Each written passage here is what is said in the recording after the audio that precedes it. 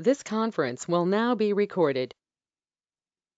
Okay, so good evening, everyone, and welcome back to a fresh new session on the credit risk modeling workshop. And today is day 7.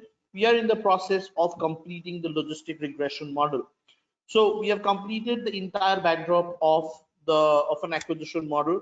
We have talked about how is it that an acquisition model is used, what are the purposes for which it is used. We have talked about the steps of developing an acquisition model, and we have also talked about the different stages of developing a scorecard itself, right? Now, after we have discussed all those, the next thing that we go ahead to talk about is we go ahead to talk about how is it that this so how is it that the variable, so before, after all variable selection has been done and the modeling steps begin, so how is it that a stepwise selection helps us in selecting the variables? How is it that the model is developed? Once the model is obtained, right? So what are the checks? What are the level of checks that we generally put in there? And then how do we assess the overall goodness of fit of the model? Now, after assessing the overall goodness of fit of the model, what are the other checks that we do? How do we assess the discriminatory capacity that the model has? How do we assess the rank ordering? And what exactly is this case? And what exactly is this Gini? And so on. So these are the questions that we are kind of going to talk about, right? So, so let's so yes, so precisely that is what the questions that we are kind of going to talk about, right? Okay, so let's start on that, right? Then one quick question. So Yeah. when we look at the sign check, Mhm. so why it's unambiguous? I mean, should we not consider the relationship with the business? I mean, if it's C checking account, how it should behave? Yeah, it is exactly. It is because the signs of the variables, the regression coefficients align to what the businesses require, align to the intuitive part of the intuitive sign that the business has in mind. That is why we are saying that the sign is unambiguous. So there is no ambiguity regarding the expected relationship and the actual relationship between the variable and the bad rate. So that is why the signs are called unambiguous, Okay. I got confused. Okay, correct. Thanks, then. right? Okay, so I'll come to that. Okay, so the first thing, so when we start talking about the logistic regression framework, right? The first and the most important thing that comes out over here is we talk about the final model variables and the selection exercises. So we talk about the summary of the stepwise selection, and we know that there are 3 selections, right? One is the stepwise selection, the other is the forward selection, and the other is the backward selection. Now, our objective over here is to choose all those variables, all those list of common variables which appear through these 3 set of variables, which appear common through these 3 set of checks, right? Now, the most so mostly what we see is the variables which are kind of common through these checks are the best, or the are those variables which are kind of most importantly required by us for our model development exercise, right? So once we obtained this result, the next thing that we did was we kind of looked into the we looked into the model that we had obtained, right? Now the model estimates are developed or are obtained using the maximum likelihood estimation procedure, right? So by using the maximum likelihood estimation algorithm, these estimates are produced. Now once we obtain these estimates, the standard error and the p-values. So there are a few set of checks that we need to do. The first set of check is the sign check. Now, in the sign check, what we are trying to check, what we are trying to identify over here is that is this variable that I have kind of worked with. So is this variable is a sign, or is a causality sign of this regression coefficient in alignment with what the business needs it to be. Let's say, for example, duration. Now, the higher the duration of a loan applied implies a lower affordability. The lower the affordability, the lower is the chances of the person of being a good borrower. Therefore, with an increase in the duration, right, the riskiness of the borrower increases, and hence duration and the probability of being a good borrower, with the borrower having a good credit score, is negatively related, right? So similarly, there's history, there's employment, other installment rates, etc. And for each of these variables, we went through the logical relationship of their signs, and what we saw was that their sign was unambiguous. Now obviously you can actually add a column saying the rationale of signs, and you can document the reason as to why they're positive and why they are negative. Then you can say that this is whether in line with the business expectations or not, whether it's intuitive or non-intuitive. So basically, when I say an unambiguous sign, I mean that the sign is very intuitive in nature. If it is unambiguous, if it is ambiguous, it means it is counterintuitive. So the next check that we have over here is the significance check. So what I'm trying to check over here is that whether the variable is statistically significant or not. So one thing that you get to see over here is that yes, the variables over here, except from the the intercept, are all statistically significant. So all their p-values are less than 0.05. So the level of significance is actually, I mean, their p-values, or the actual probability of committing the type 1 error by rejecting the null hypothesis, is much lower than the critical level, which is the level of significance, which is 5%. Right? So any statistical test by default is handled at 5%.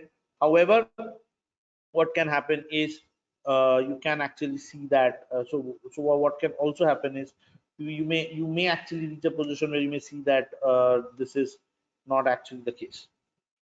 So so ideally by default it is 5%. The tests are concerned are conducted at a 5% level of significance. However, when the tests are so if under specific conditions, when they are specified, right, they are also conducted at 1% level of significance. In such a case, we need to specify the level of significance at which we want to conduct the test.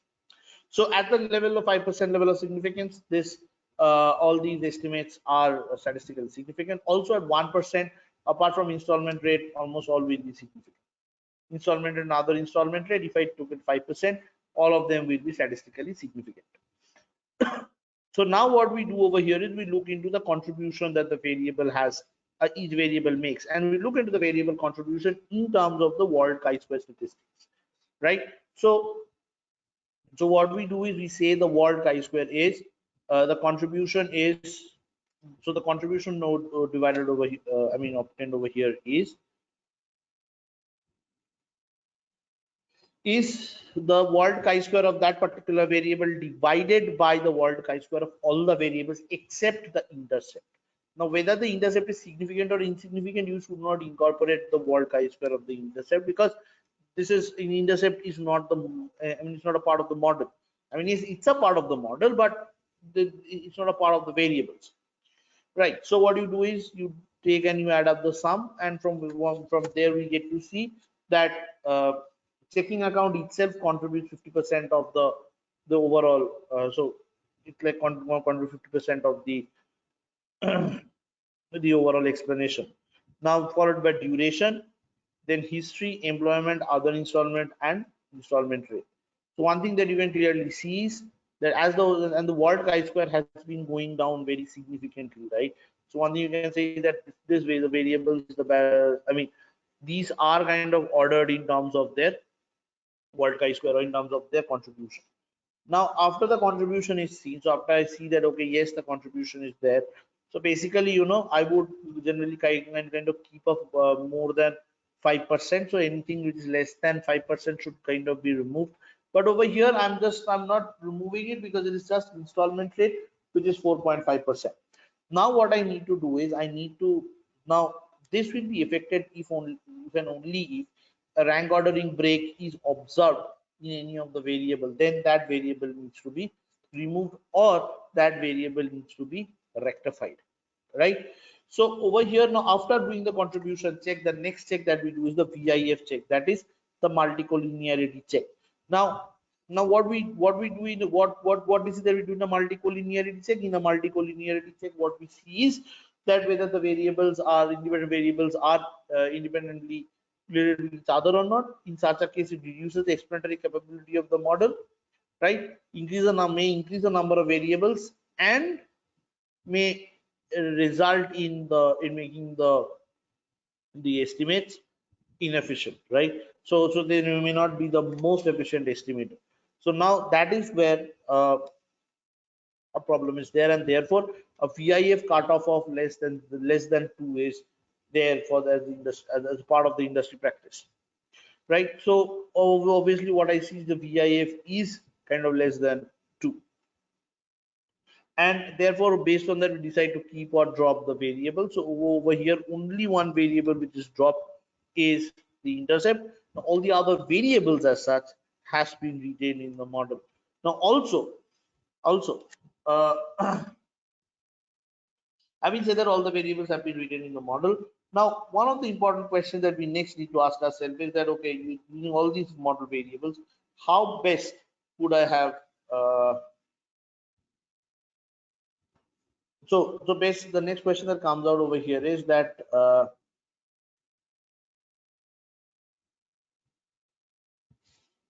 how does these variables taken together, right? How is it that they explain the overall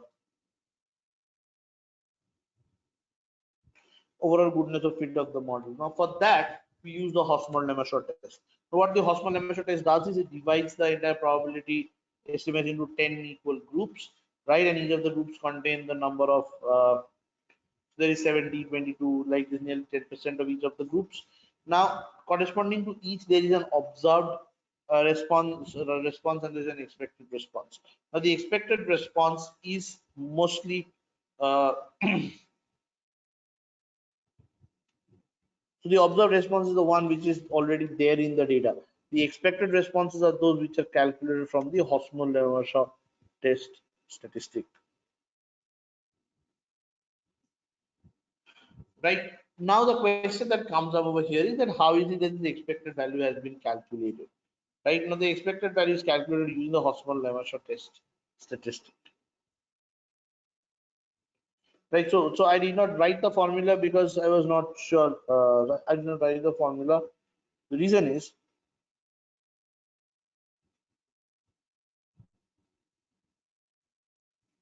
okay. So one thing that we could clearly see from here is that there was hardly any difference between the observed expected and the expected and the observed frequency.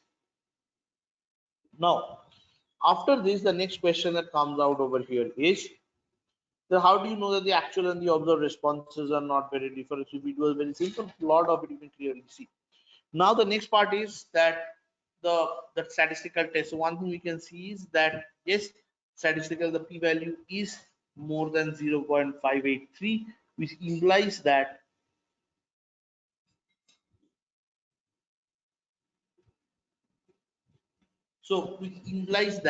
there is no statistical significance in the difference between the observed and the expected frequency. Now, this expected frequency is generated from the statistical distribution of the Hosmer-Lemaitre test statistic. I did not define the test statistic over there. So, if you want very simply, what you can do is you can kind of go ahead and you know you kind of you can just Google up for the descriptive statistics. So the expected frequencies are coming from that statistic, and the observed number of records, so goods and bads, are coming from the observed figures, right? And the objective over here is to check that even after considering the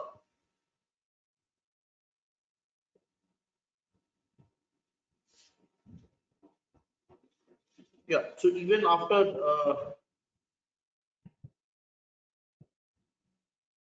so even after by looking into the observed and the expected figures, right? So one thing that we can get to see over here is that how is it that these observed distributions are done? Because one thing that I can clearly say is that that this in this data set, right, the specific data set that we are talking about, the German bank data, right?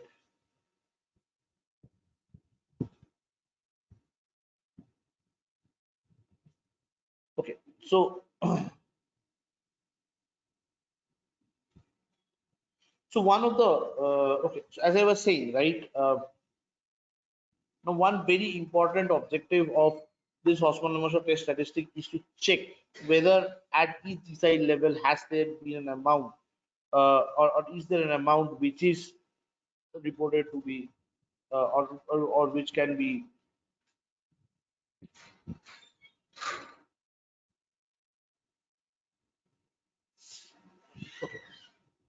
We have seen the Hosmer-Nemershaw test. So we have seen the Hosmer-Nemershaw test results, and from there, so one thing is very clear over here that the individual statistical significance of the variable is very high, right? So they are statistically significant. And second is that at the overall level, the model also explains a very good fit. Now the question that comes out is to fix the issues with this model at the accepts level, at the overall level, and so on. So now the question is, where is the issue in this model coming from? Now the issue in this model is coming from this designing approach itself, right? And one thing that we can clearly see is that there are certain rank ordering breaks. So, and this major rank ordering break has been engineered from between the sixth and the seventh deciles, right? So between the sixth and the seventh deciles, there is a kind of a rank ordering break which is happening, and as a result,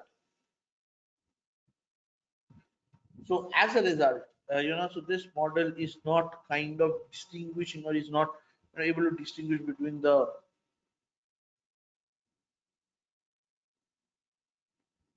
good and the bad, right? So one thing that you can clearly see is that at the overall level, so the Gini is very high, it's 0.54, right? But the case value over here is relatively less, right? So it's 0.39. So one thing that it shows that the distinction between good and bad may not be uh,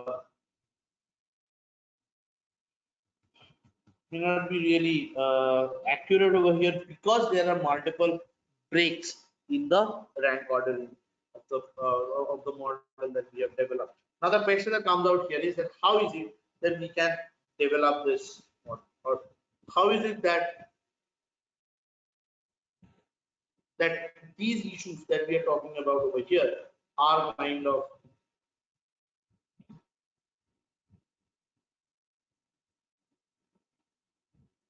right. So people who are working with these measures will have certain issues. So we need to understand and we need to fix this data issue because if there are certain issues with this with the rank ordering plot, right? So every time the rank ordering plot of the things we look into, we will show an uneven spike or uneven behavior, which will kind of confuse the overall people who are working at later stage of time or who are in fact for the matter working presently. So the bank's profit. So basically what we need to do over here is we need to investigate as to why the break has happened over here, right? And for that, we say that there are two possibilities. Number one is that given the profile, the scorecard is unable to distinguish, right, between the good and the bad. Now the second is now the second is that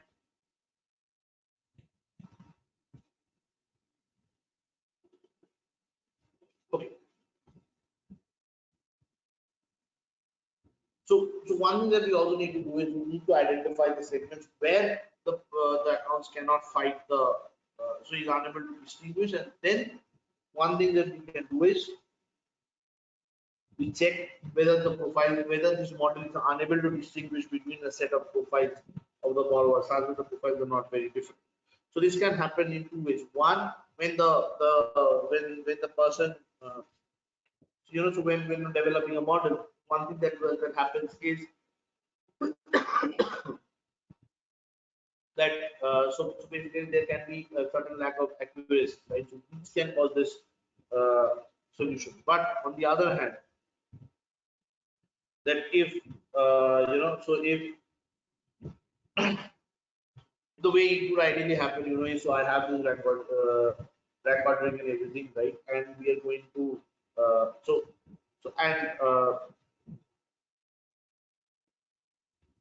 so let's say I have a model with a very high distributed capacity, but there is a rank order. So what it means is that on the whole, the distributed capacity is high, but when they look at specific buckets, it is not there. So there is a rank ordering role, and hence it is not kind of desirable, right?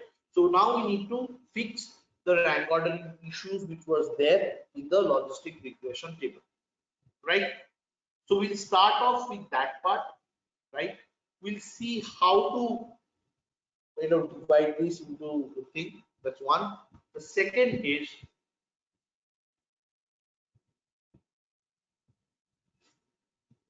we'll try to see that if the scores were kind of kept unchanged, right? So is it possible to impact the overall portfolio of the bank, right? So these are things that we are kind of going to study from here, right? So these are the case statistics which has been given over here in the data, and we also kind of benchmark the figures that we obtained. We kind of looked into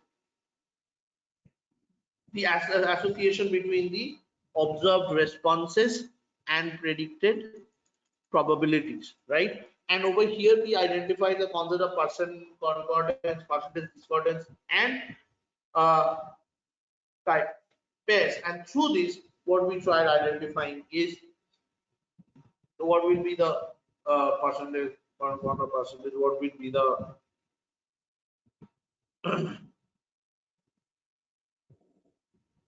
okay. So we say will be the more discriminative, which is less discriminative, and so on. Right. So over here we got the values of so much the gamma and tau and c, and we could see that each of these values.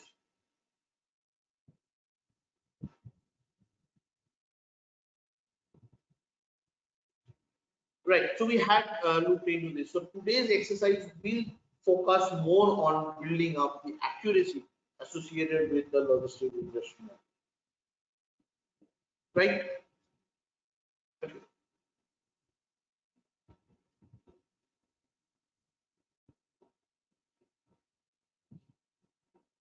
Okay, fine. So the next thing that we'll talk about is this accuracy part, right?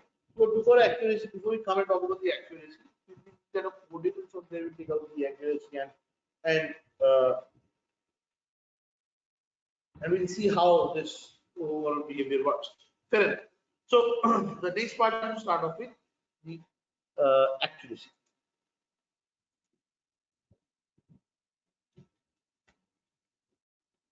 Okay, so Shashank says, can you please be a bit louder? So am I audible now, Shashank?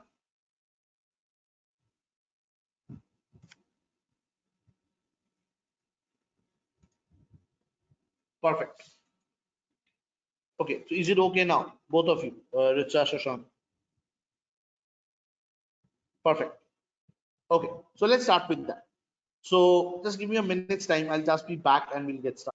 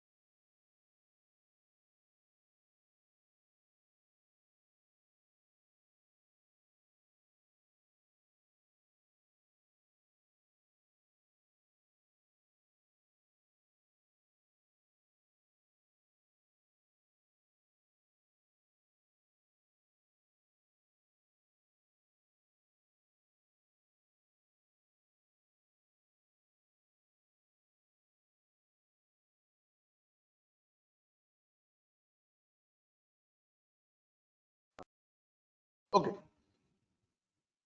So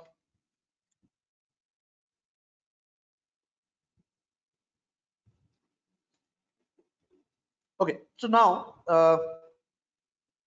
the observation over here is that on the whole, I can see that there are some accounts which have scores between 6 and 7, and it's like that. On the other hand, so and there is a kind of a rank ordering break which is observed over here, right? So the question that comes out over here is two things. Number one, how severe is the rank ordering break, right? The percentage of rank ordering breaks. So that is something that we need to calculate. That's one. The second is how to solve this rank ordering break. Now, for solving this, there are two ways, as I said, as we discussed, right? Number one, it is highly possible that the model is unable to distinguish between the profiles of the borrowers. The second is, and that is why, and then why is it unable to do it? It is unable to do it because the variables are, because there are certain issues with the variables that we have, right? Now, the next question that comes out over here is that I have, and the second is that the profiles themselves are not very different, right? So the relative distribution in terms of the variables that we have between the size 6 and the size 7 is very different, right? So it is in these terms that we can kind of say that either of these reasons can be responsible for the fact that that the rank ordering break is there. So one of the rank ordering break is observed at between decile 4 and 5. Now that break is marginal. It's like 21, 22. That's a marginal break. Now you observe another rank ordering break in the lower decile between 8 and 9. Now that is something again that is not very much because of the fact that there are a very low number of bads in that deciles, right? So in this particular aspect, the major rank ordering break that I can see is between 14 to 17. So we look into this percentage break. So if it is less than 10%, I say it's very negligible. 10 to 25% it's substantial, and more than 25% shift it is much higher, right? So over here we look, and then the same goes for the rank ordering. I mean, the same goes for the rank ordering breaks as well.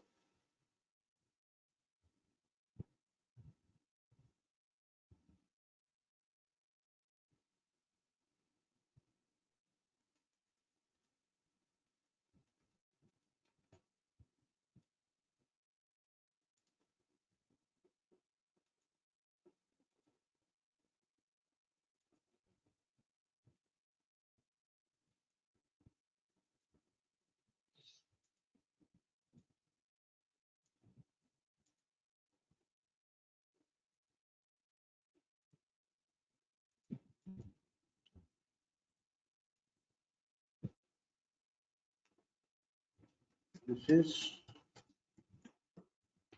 rank ordering break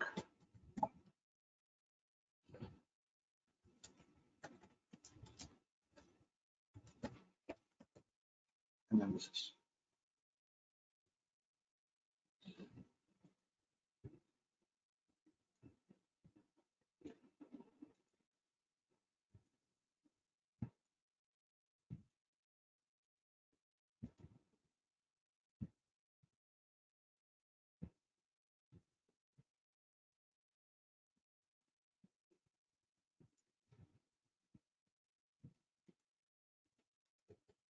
So the next, Yeah, tell me. how does this KS and Gini calculated? Can you please repeat that? Yeah, I'll come to it. I'll just come. Yeah. Just first, let me finish up the rank ordering break, and then I'll come in.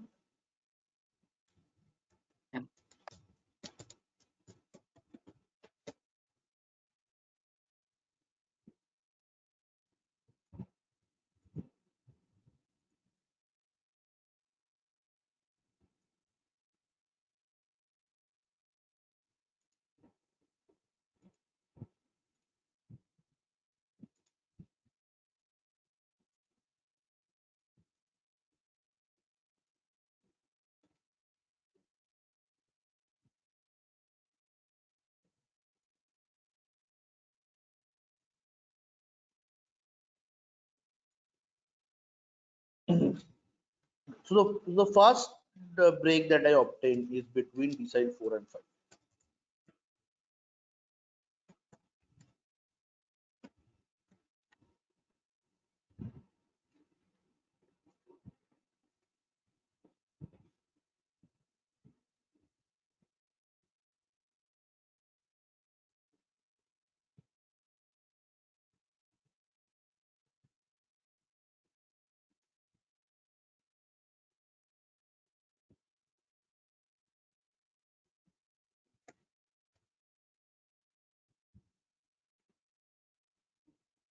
So the break over here is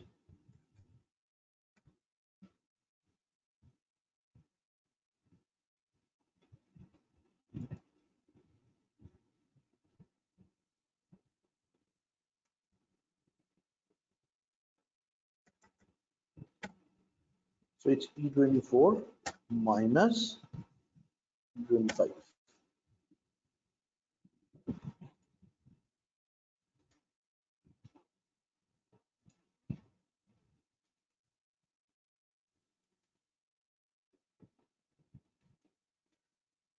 So this percentage break is a break of 4%.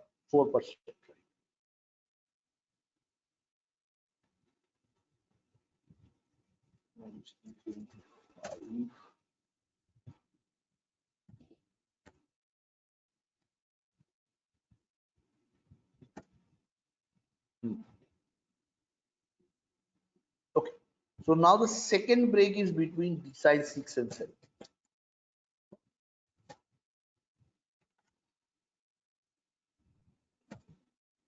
By how much is it breaking? Final.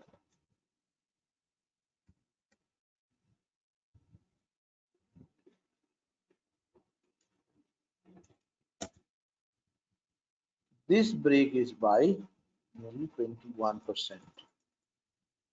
And this is a major break.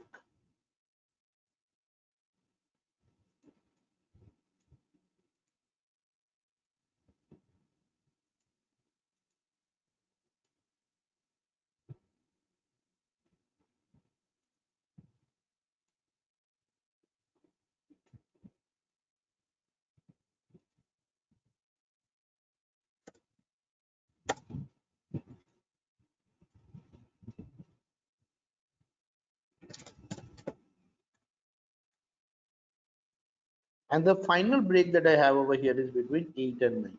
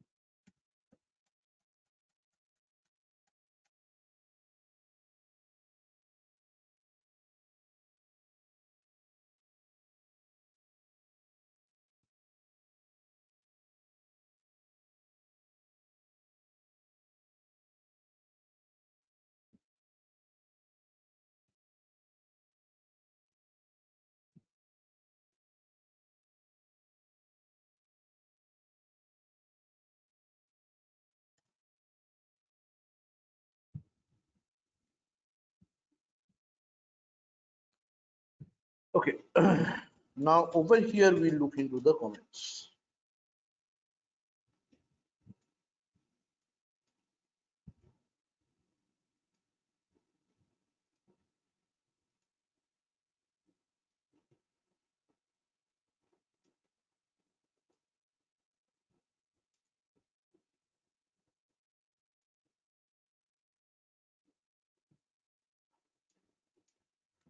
So I'll put this at 10%.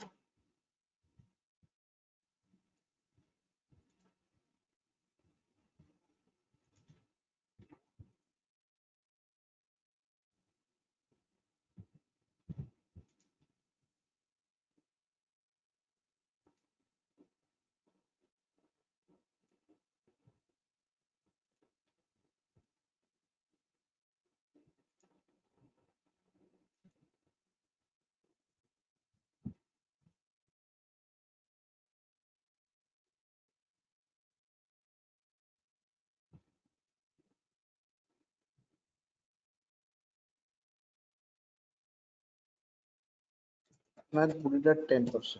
If it is greater than 10%, we kind of put it at, because this is a rank ordering exercise, so we'll just have a red or a green. Let's not have a white.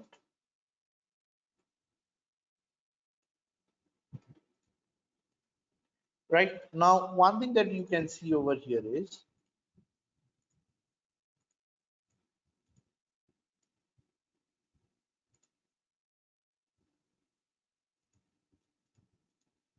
this is green, not significant. Now this is significant, needs investigation, and this is significant but low number of bats.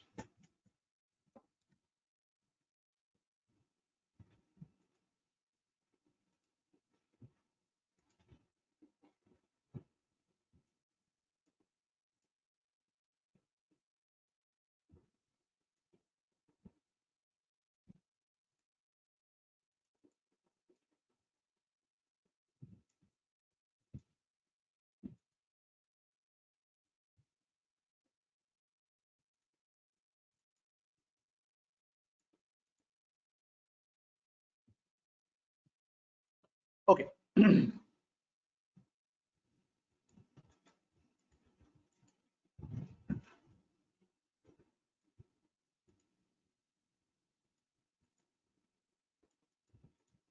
Fine. So these are the three things, right? So over here, what we need to do is we need to have a specific investigation.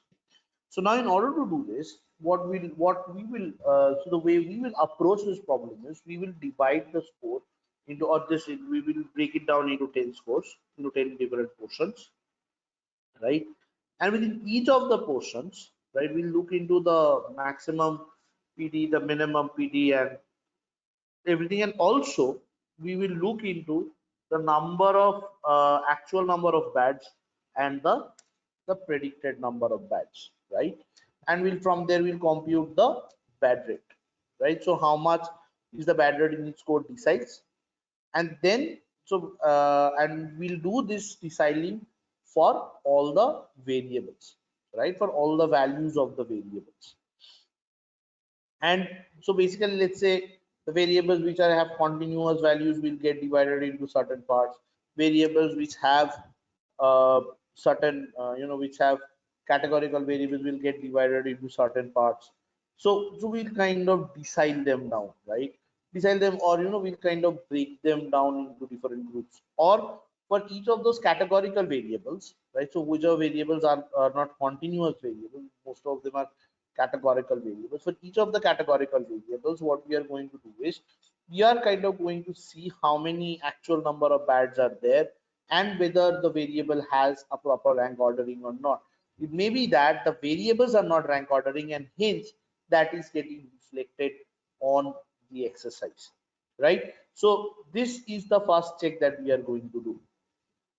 Also, as a part of this exercise, we will also look into so basically for each of the categories that we have, right, we look into the number of the bad accounts that are there. So basically we look into the bads and the bad rates and everything, right? But we look into the observed bad rates, right? So we'll do this one. So we'll do this exercise. So similarly, for the continuous variable, we'll decile them down. We'll decile them down into 10 groups or into 10 different groups, and we'll see whether they are rank ordering or not.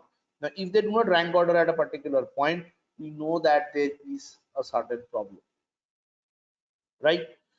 So, so before we go into that, so before we, so that is what we need to do, right? Okay. So over here, let's have a look into the final variables. So which are the final variables that we have? Over here, we have a checking account variable. So the checking account variable is a certain categorical variable. Duration is a continuous variable.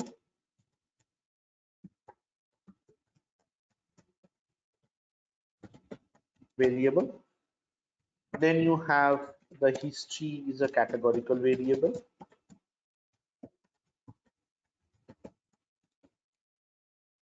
Then you have employment. It is also a categorical variable.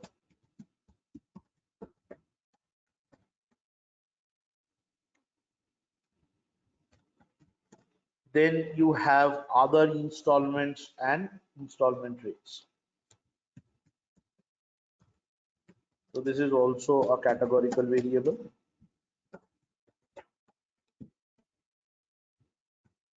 And installment rate is a continuous variable but has 4 values. So I'll put it at, so then this is also categorical variable.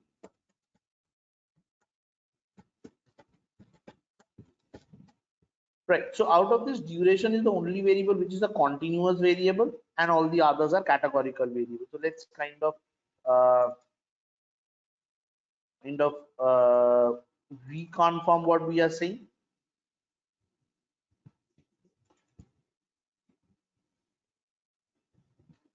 So let's if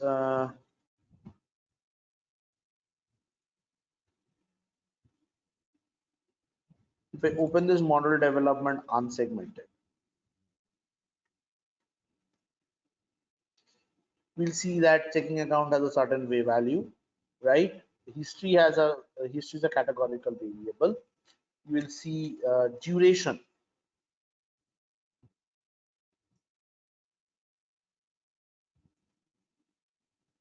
Duration has a certain categorical variable. I mean, it's a continuous variable, right? And you will see there is job, there is number of dependents, and there is foreign and all these. So you will get to see that that apart from duration, all the others are categorical variables. So what we want to do over here is we want to look into the relative distribution of the bad rates across each of these categories and check whether they are kind of like, so whether these are in line with what we are expecting. So it may be, that on the whole, the relationship is holding, but there may be a certain category, or there may be a certain, value where it is kind of faltering, right? So let's quickly have a look into that. So this is where we start off with our variable analysis. Now all this is happening under iteration 1, right? So over here you have so we are doing the first iteration over here on the unsegmented model. So what we have done over here is we are developing a logistic regression model on the whole data, right? And and over here we ended up with the final set of variables. Now given that we ended up with these final set of variables and we ran the logistic regression, now we are trying to investigate into the rank orderings, right? So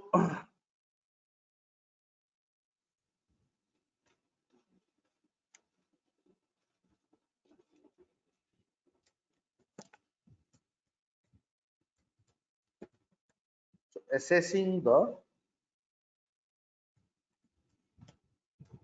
bad rate distribution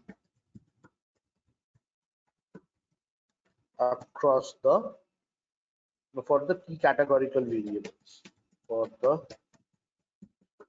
the key categorical variables.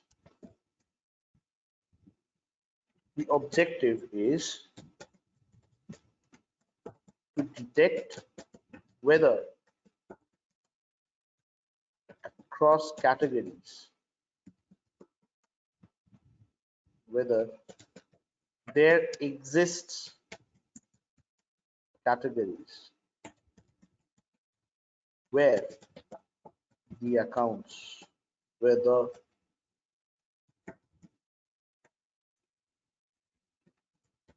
rank ordering with the bad rates breakdown.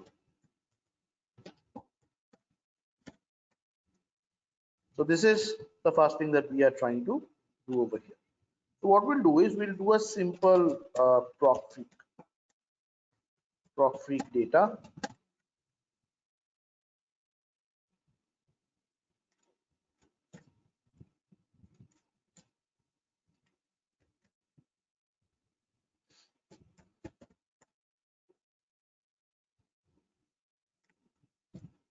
You have check account,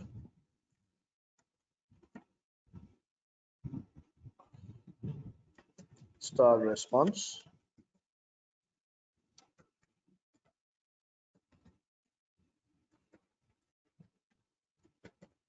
I'll put in the missing option, no row, no call, no person.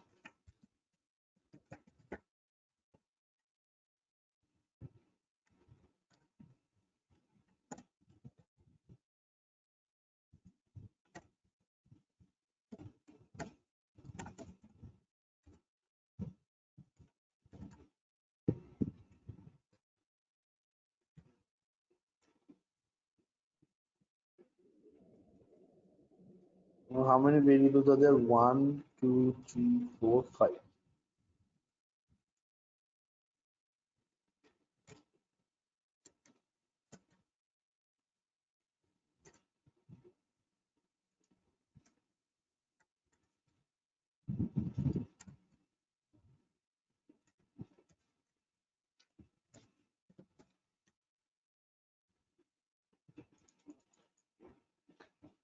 Over here, what we have is history.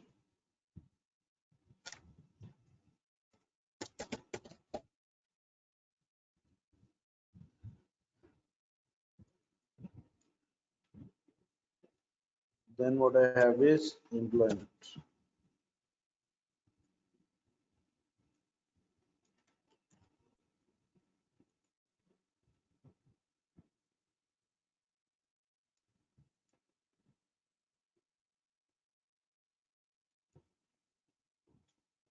So the next is other installments.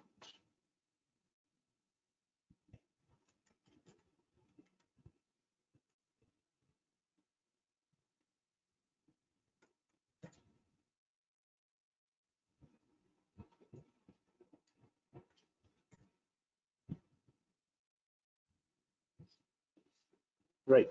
Now, in order to judge these categories, what you also need to know is that what are these categories like standing for. So you need to know the data dictionary as well. So let's run this code.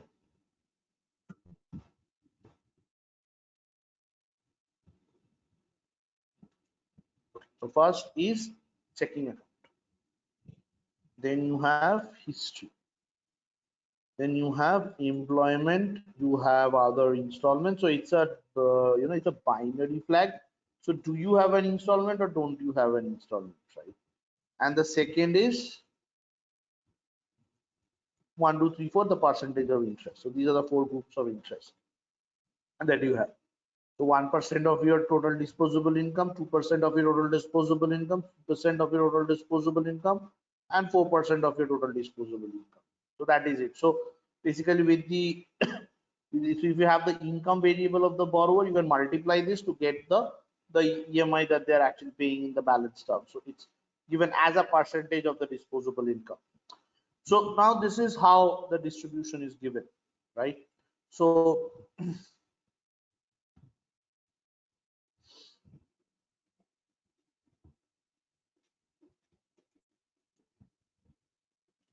we'll take up each of these variables.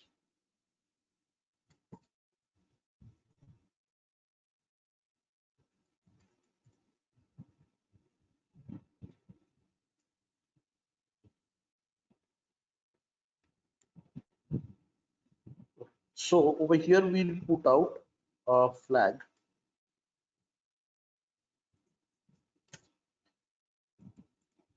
called assessing the rank ordering rates.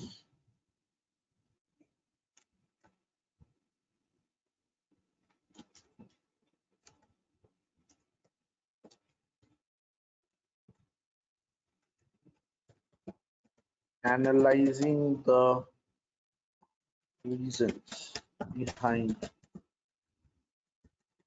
the rank ordering rates.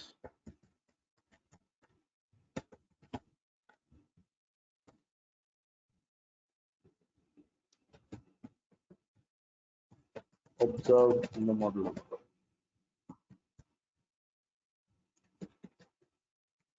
Iteration 01. Unsegmented data.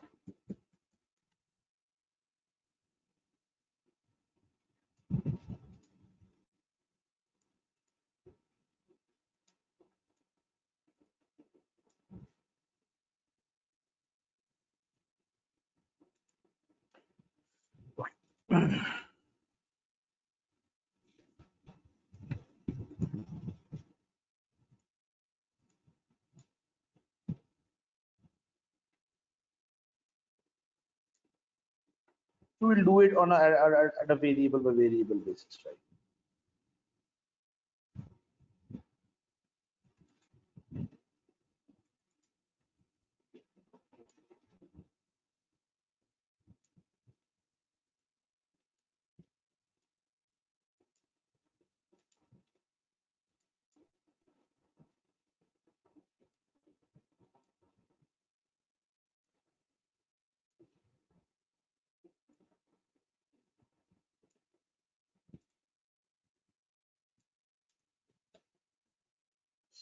Okay.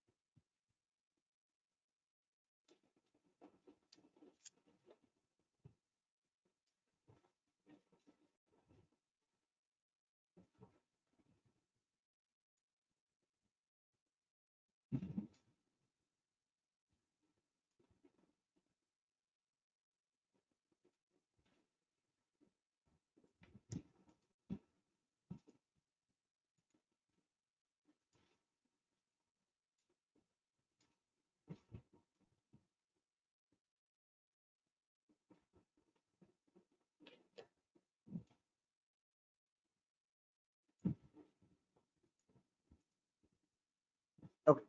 So now over here, what we are going to do is we are going to identify the bad rate. Now, the way that I'm defining the bad rate over here is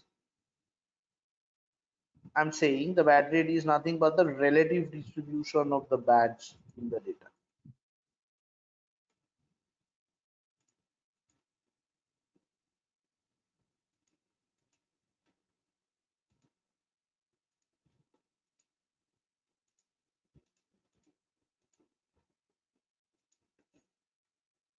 So this is divided by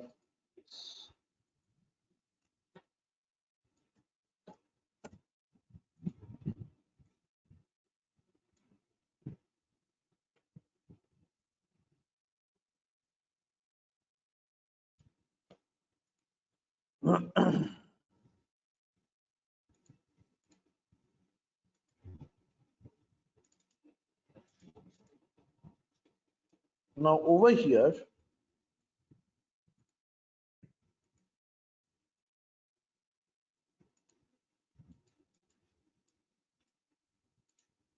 we'll talk about percentage bad as well.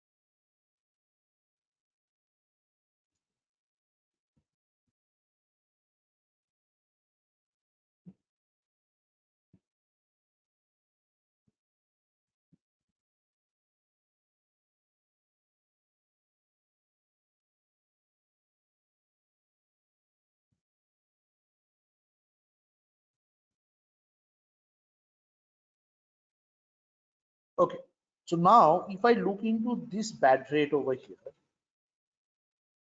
if I do a conditional formatting,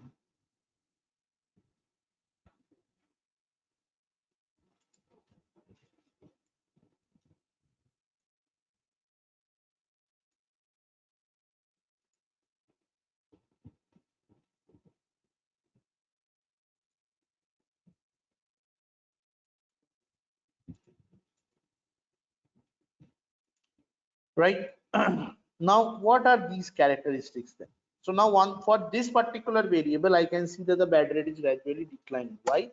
Because categorical, the category 0 is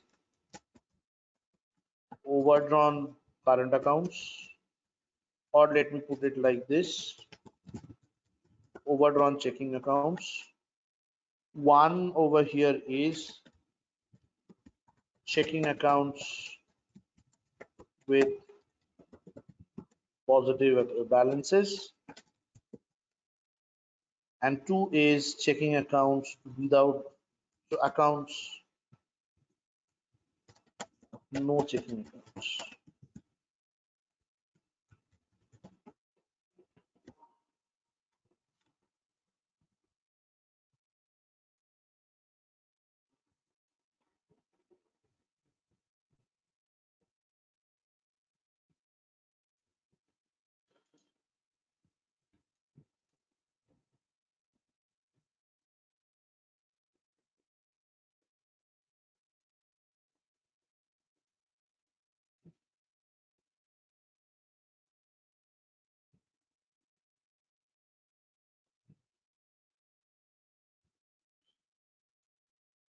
Right.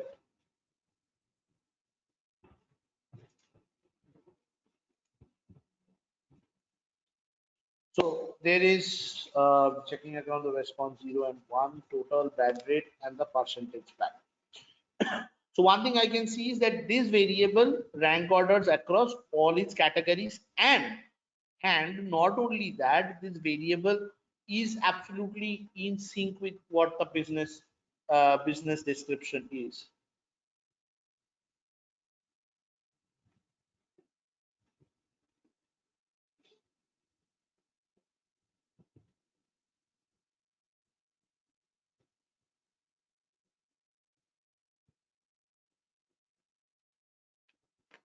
Right. So similarly, what is the next table? The next table is history. So we'll do a similar analysis for history over here.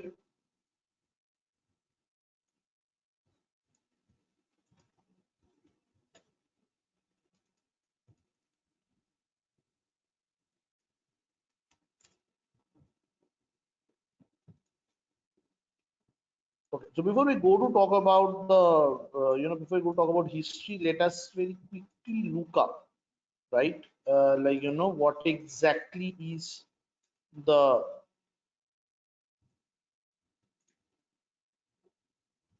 So what exactly is the data description over here? Because that is something that we had not looked into.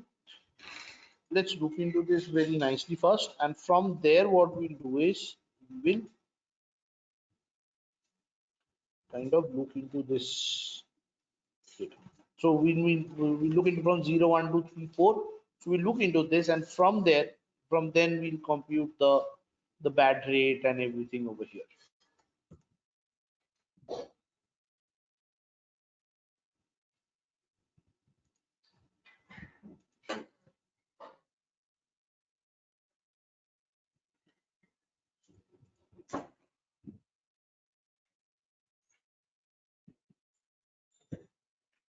Okay.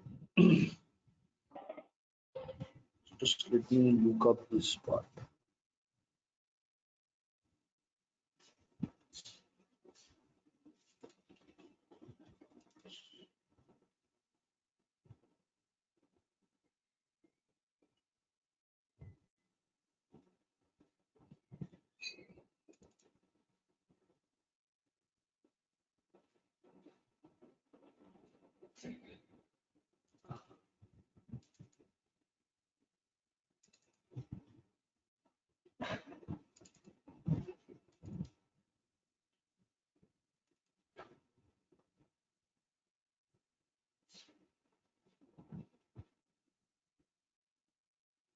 Okay, so let's have a look into credit history. The first is no credits taken.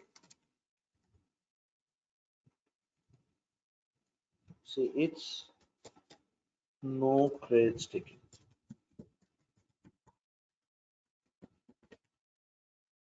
Right? Now the first category, it says all credits at this bank paid back duly now.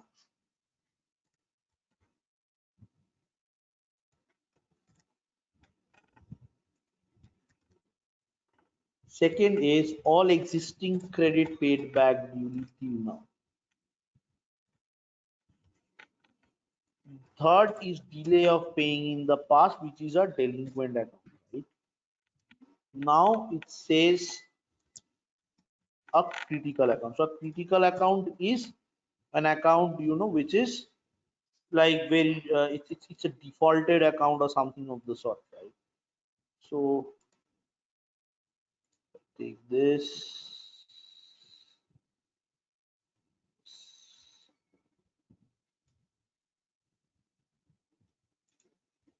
So now if you have a look into this, you will see that it starts from no credits taken. So this is the best possible quality, right? So it means the person who has 0 will be the best possible people, right?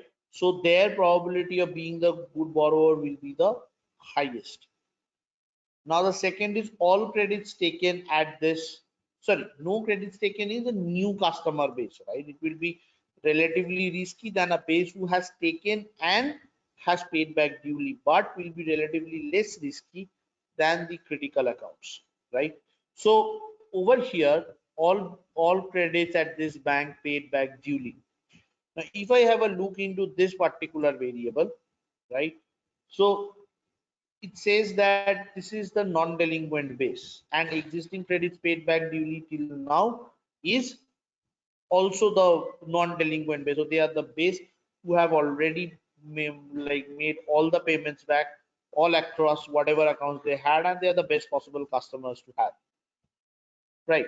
Now, so basically, one is all credits at this bank paid back duly. So this is these 37 people that we are talking about are relationship customers. So they are people who have taken credit from this bank and this from German bank, and they have kind of paid back all credits with German bank. Then comes the existing credits paid back duly till now. So these are the people who have already taken the accounts, right? And they are the ones who have been kind of, I mean, they have paid back all their credits. And the delay of paying back in the past. So this is a delinquent borrower base, right? And fourth critical account is the higher risky base. So basically, as you move from 1 to 4, right, your riskiness increases, and ideally your bad rate should decline.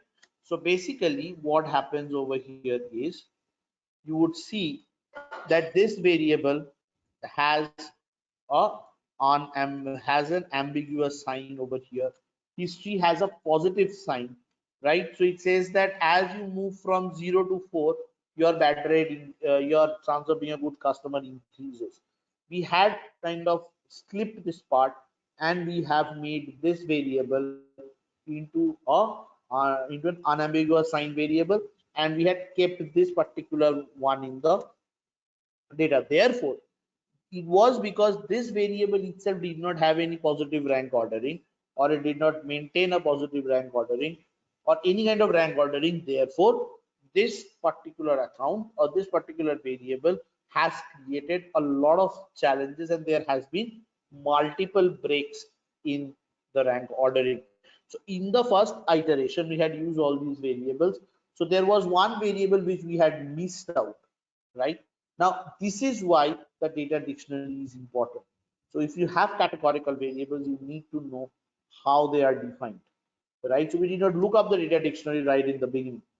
So the history variable over here is an unambiguous.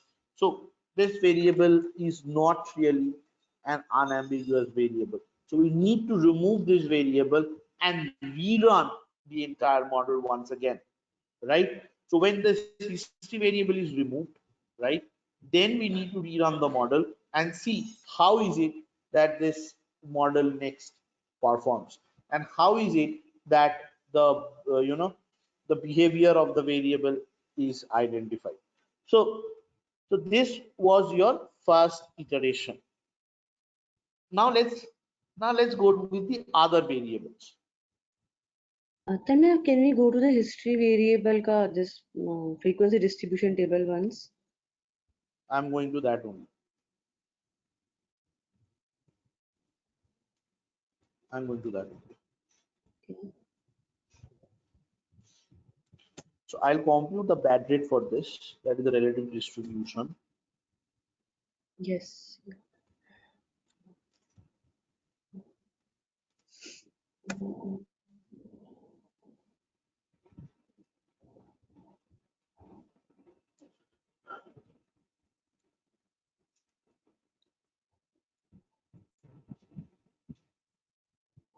And over here also I'll do the same.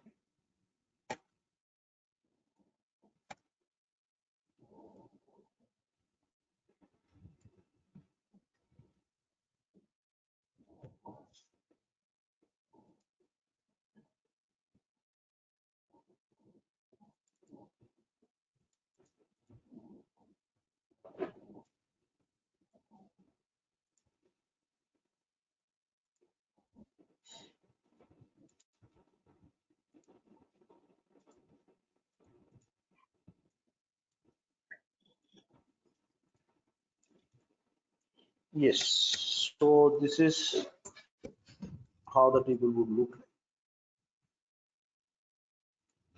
Now, if I pull these to the bad side,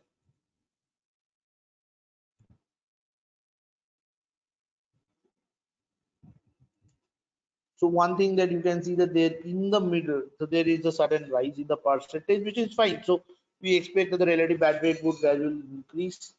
I mean, should gradually decrease instead. But over here, we are seeing that the bad rates are increasing. So basically, what it says is the people who have actually paid back their credit duly till now are the ones who have turned out bad on this portfolio, right? So it means that there is some issue with this particular variable. That ideally cannot be the case, because if someone has been paying back their dues consistently over time, right, then it is not possible for them to, so it is not possible for them to suddenly default on a portfolio loan. Right. Now, the next is that the accounts which have been delaying of in the paying back in the past. So they are the ones who have kind of shown lower credit riskiness. So over here, the bad rates are as high as 59 to 60%, and the percentage bads are also as high as at a very high level, and they're much less than the second three, category 3 and 4, which is actually counterintuitive. So irrespective of the rank ordering that this particular variable holds, we cannot actually use this variable for our further analysis. So the directionality of the bad rate is an issue, right? So ideally what should happen is that this variable should get removed from the data. So that is the reason why, when we begin off with the analysis, when we start off with a case study, you will see that we do an analysis called the actual versus the expected relationship analysis. And it is that analysis which will help us filter out the variables which are directionally inconsistent, right? So with that objective, so with that kind of, with that kind of objective, what we can clearly say is that yes, so basically with that we can say that this history variable is the one which should not have been used for further model development activities, right? Hi, So Tanmay. yeah, tell me. So you are saying that the second point in history, existing credit paid back duly till now, so it is counterintuitive to business logic. That's why we are dropping it. Right, because So in see, any, 1 and Hmm. 2 tells that this guy has, these people who have category 1 and 2, they are the ones who have diligently kept on paying back their credits. But if that is the case, suddenly how is it that they can turn back into bad borrowers? Right, that's not really possible, right?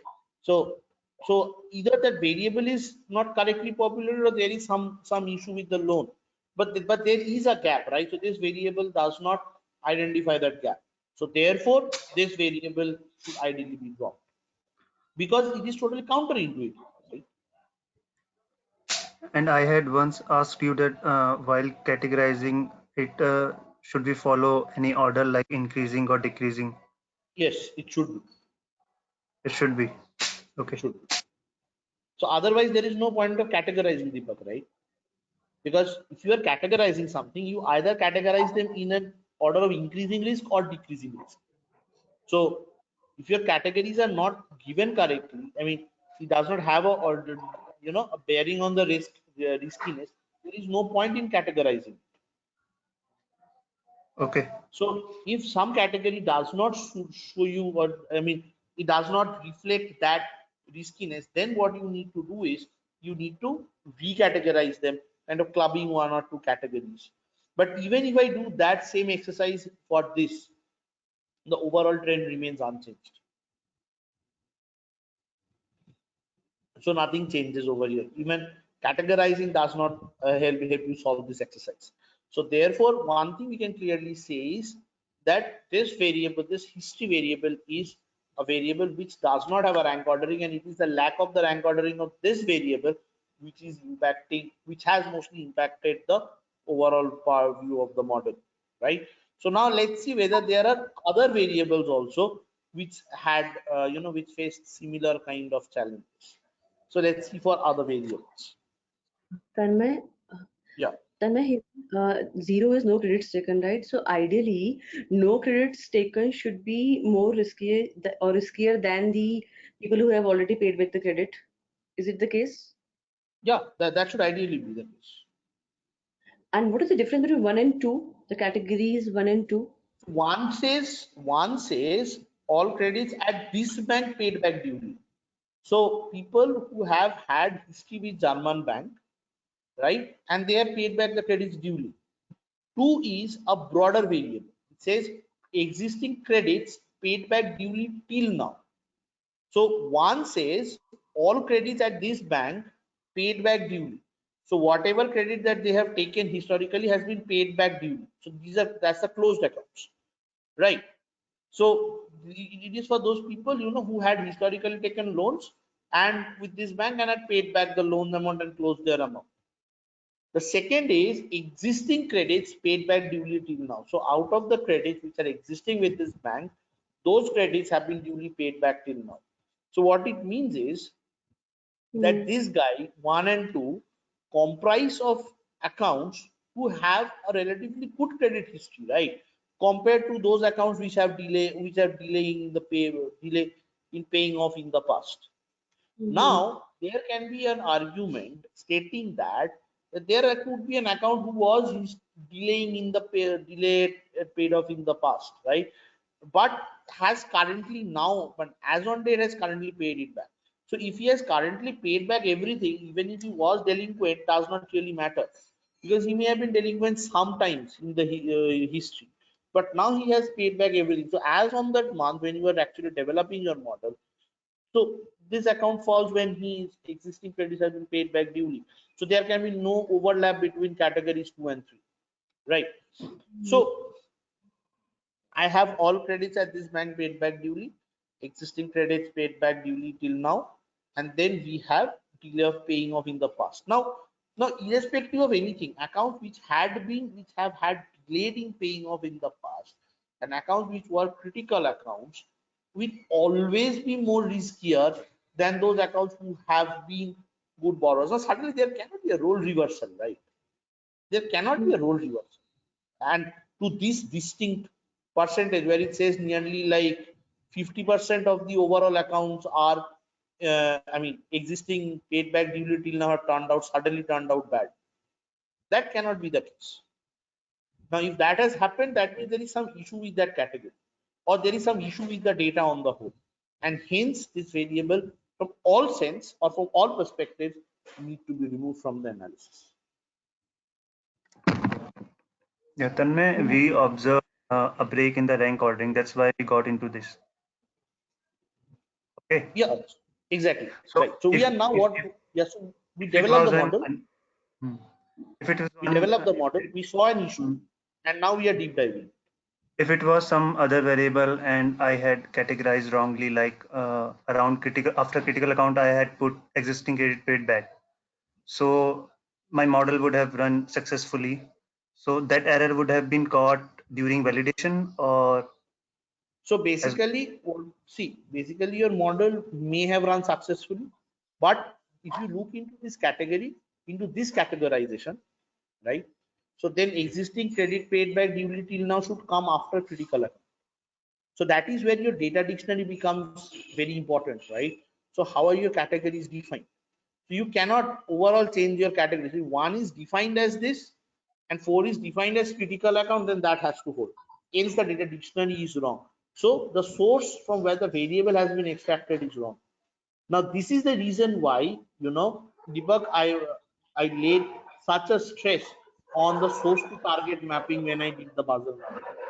Right, when we were discussing the model design in Basel model, we had done a full-fledged check on the key variables, which would go ahead and which could impact the personal loans portfolio, right? Now that this is the reason as to why we did that, because there should not be any issue with the key variables. That is where the importance of the data dictionary comes in.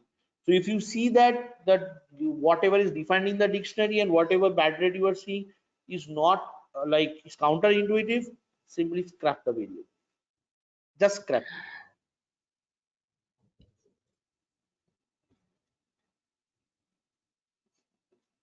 Yes, Richa, tell me. They're going to Tanmay, ask something, right? Yeah, so we cannot change the order in the data dictionary, right? Like we have to use data dictionary as it is. exactly. So So that is why here, data dictionary is so important. yeah, so even if the values were okay here, like suppose the 0, 1, 2, 3, 4, 5 would have followed the correct rank ordering structure, still 0 will be, more riskier than 1 and 2, See, right? now what you can do is you can go and recategorize the variable. So you could have categorized no number of credits taken and critical account together, right? To get that riskiness or to get that order in the riskiness, But right? then it You is could have already defined. recategorized that. But if you are recategorizing that, so what you are doing? So what you are doing is you are recreating the history variable. So you are creating a history one from the history variable that was given. So you are doing it for your modeling purpose. That you can do, right? But in your code, you are writing that if the history in 0 and 4, then history 1 is, let's say, 4, right? So you are recategorizing that variable. You can do that for modeling purposes, but that is coming from a raw variable, history. In history, this is the way it has been defined. Now, it is not So always necessary It is not always necessary that number of credits will be as high as critical account. For accounts who have never taken the credit, right? Now some of them will be relatively better, some of them will be relatively riskier. So ideally, the riskiness should fall between 1, 2 and 3, 4. So they will be relatively more riskier than accounts who have taken the funds and paid it back duly, but they would be relatively less riskier than accounts who have been delinquent or who have been critical. So the riskiness would lie between the two. So if you are recreating a new variable, then there has to be a supporting model data dictionary which will be there, and in that variable where you are rewriting your new history variable, you have to mention the logic using which you have created the variable and why you have created the variable. Now you can do that, you can recreate the variable, but you cannot change the definition which is given in the raw data dictionary. So the history variable you cannot change, but you can create a transformation of the history variable by recategorizing them. Okay, because this way, so 0, 1, 2, 3, 4 will never follow a single order. I mean, the linear order. No, but ideally, see, all those questions would come if your 1, 2, 3, 4 actually has in any logic. So ideally, the logic itself is counterintuitive over here. Correct. So that is the Right. case. So it clearly shows that the way the raw variable is created, the raw variable itself is a scrap variable. So, Yeah. so that is why you need not kind of further think about that variable at all. Now, however, if I would have seen that all credits paid back duly, and this is relatively less riskier than delay of paying in the past and critical account the highest risky, then I would have thought of like putting number of credits taken somewhere and redefining a new variable with it and update the data dictionary with a new modeling variable. Right, you can do that, but I cannot go back to history and I change the definition just to suit the bad rate patterns. That you cannot. Okay. Tanmay, our general approach is that if we find two groups similar, like here it is 9% and 19%, but generally your logic is just if we find two groups similar, then only we can group them. Here it is 9 versus. Now, no. It's not only about the bad rate. It is about the way you want to look into the variables. Let's say, for example, that variable 1 that you have, checking accounts with positive balances. So that actually had two groups, like greater than 200, less than 200 Germany currencies, whatever it was, right? So what is the Germany currency? I forgot. Deutschmarks. Sorry. Yeah. So it was greater than 200 Deutschmark, less than 200 Deutschmarks. So I clubbed those two groups as a group with checking account with positive balances, because I wanted to look at whether the riskiness differs from those accounts which have overdrawn balances versus accounts which have positive balances. So it is up to the modeler to decide like how is it that he wants to recreate that variable so that he can explain the riskiness. It is absolutely subjective, right? Now, when you are clubbing groups, yes, there has to be a certain logic to that, and it need not always be driven by bad. But yes, if you say, let's see, one group is like 19%, the other group is 9%, you cannot club. You should not club the two groups. Why? Because they will average out and you will lose out a lot of bad rate or of this distinction capacity of that variable. So you need to look into which group can you put that. So no credits taken and all credits at this bank paid back duly is like 10.48 versus 9.05. So they are relatively closer. So you can put them, right? But you can do that only when all existing credit paid back duly till now and all the others would have rank order. Now, given that they haven't rank ordered, it's crap. Now when we start with the case study tomorrow, right, we'll talk about exactly how that we start from the data dictionary and how the modeling flows. So over here, I'm just showing you with a set of variables that how to develop a logistic regression model if you see, and how to interpret the results And if you see that there is an issue, how to solve that. So that is what I'm trying to show you in this exercise. In this exercise, so how these variables are coming and how are they getting constructed at each stage is something we will be discussing when we start off with the case study. So we start off from step 0 from over there, right? So we'll start off with that from tomorrow's discussion. So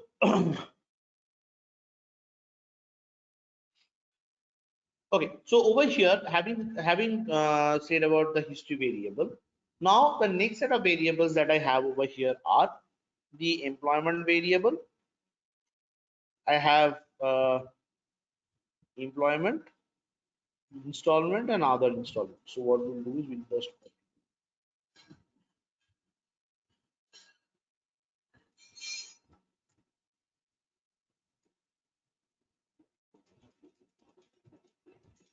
If you're dropping a variable, can we take that extra variable that was coming from forward or backward selection? now that depends. Now, if you are actually selecting a new variable, right, there has to be a reason as to why you are selecting the new variables or how you are selecting the new variables.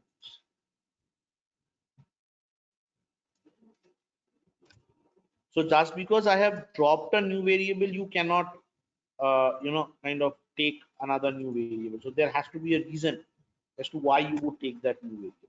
So you must have a reason for that.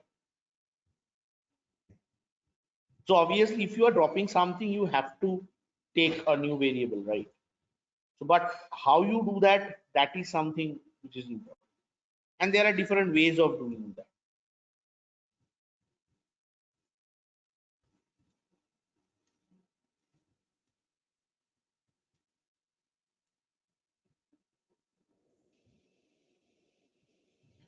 So if when you are actually when you are reselecting a new variable in place of another variable, that is where your information value, the tuning of the variable, the clustering exercises, that is where they become important, right?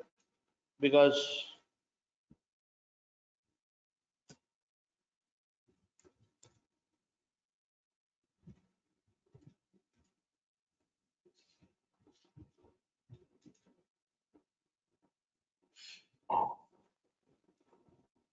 On an average, how long it takes for a model to be created in a bank? Like 1 year. any 1 year? 1 year. 1 year. So last year we started developing an acquisition model. This time, yes, today it went into final implementation. And our modeling exercises continue till December. Okay. So a typical Basel model takes around 1.5 years to get built. Oh. Because at each stage, there are multiple levels of validations which you perform as a modeler to ensure that whatever results you are getting are accurate. Because it is not only about the logistic regression which is executed, right? It is about the output that it is giving, and it must reconcile with what the business expectations are. So there are multiple parties to a model, right? It's not only the developer. If it's a regulatory model, then there are the stakeholders, there are the CROs, there are the federal guys, the Fed Reserve guys who are there, who are actually kind of party to your model. So your model actually passes through multiple stages of reviews. And with Okay. each stage of review, your some additions, subtractions. Now often it happens, that after a point of time, the snapshot that you had used becomes old. So you have to refresh your model on new snapshots and check whether all the variables are holding. There can be realignment and lot of different things. So it depends on the complexity of the model. A typical behavior scorecard model takes around 6 to 7 months to get developed. A typical acquisition model takes typically 1 year to get developed, because it has a very stringent this thing reject inferencing exercise to happen. So a typical reject inferencing exercise takes around 3 to 4 months to get finalized or structured, so as to say, and 1 month to get finalized, so 4 to 5 months. Then the augmented good bad base and final model start initiating. Then once that is done, then you have documentation. And so there are multiple steps that keep on occurring throughout. So you actually have multiple steps and multiple stakeholders to cater to. So those also add to the time. And at each stage, you need to ensure that your model is compliant with the group policies, and and your stakeholders are in line with that. So those are the different things that would generally happen. Yeah, okay. Right. Okay. So my one quick question. So considering the fact about the corona and COVID-19, so Uh-huh. suppose in the bank people were developing a model, and considering Uh-huh. the data from 2012 to 2017 or 18, Hmm. and I mean generally they need to have 5 years data as per the Basel No, guidelines. that is required for the Basel models, not for Yeah. the scorecard models. Okay, so and suppose they are developing a model, uh, and in between, like the current situation came, all of a Uh-huh. sudden, people are getting jobless, and there are no work. So again, the model needs to be, to be built again, or it just some modification will be done. Now see, like the model which you are building now at this stage, right? So you are building it for a future time period, and the data that you are Correct, using is historical data. So you are correct. using data till 2019 mid to build a model now, right? So you initiate your exercises now. Now, so with the impact of this crisis and all, now what would happen is just that your models would be made a bit more conservative, which you're building now. So, and if it's a model like an IFRS 9 model, so where your macroeconomic situations will just be stretched by certain multiples just to ensure the additional provision that you need to keep aside because of this crisis. See, because one thing that we need to understand is what the way banks would get impacted as a result of this current situation is not through any other channel but through the macroeconomic channel. So models which incorporate macroeconomic scenario will get impacted, but models which do not incorporate macroeconomic features will not get impacted, right? So all you need to do is you just need to ensure that your model is just recalibrated to the new default rates. So the default rate patterns or the new roll rate patterns that you would observe. But at a retail level, there would not be much of an impact in terms of bad rates. Why? Because of the moratorium exercise which the bank has done, right? So what the bank has said is that now the 3 months, I know there will be challenges, so they just extended your flow rates by the next 3 months, right? So if you are not actually paying your dues now, you will not be flat delinquent, right? So in that way, your flow rates remain more or less unchanged, right? And if you do not pay the minimum balances at this point of time, then it will be treated as a then the entire interest will be charged on the entire amount 3 months down the line.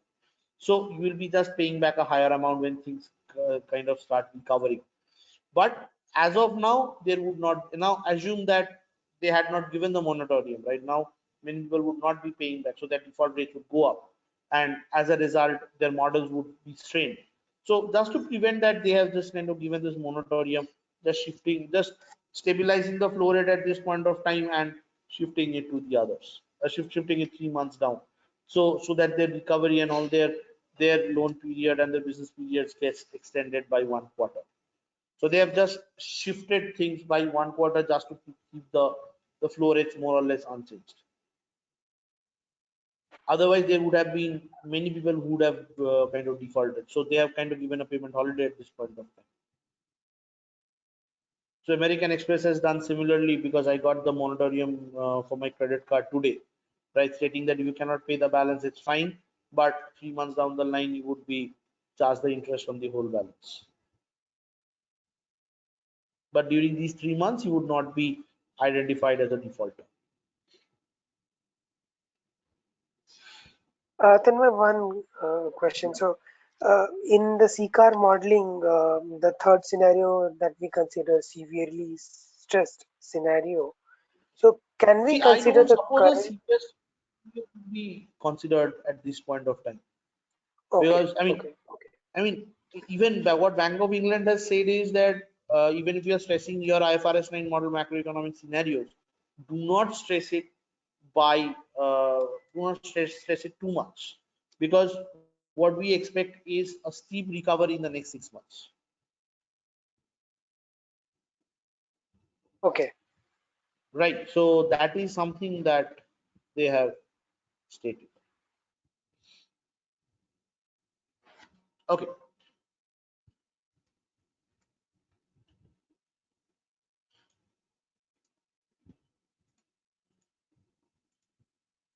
Okay. So let's have a look into employment and what does the variable for employment looks like.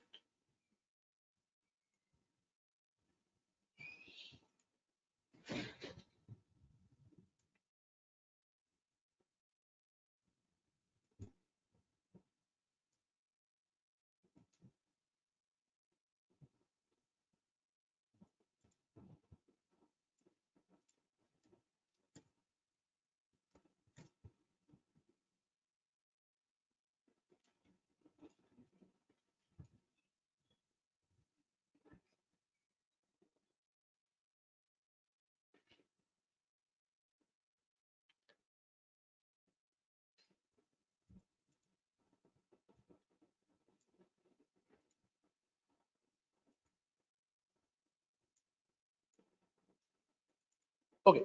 So let's do this part 16.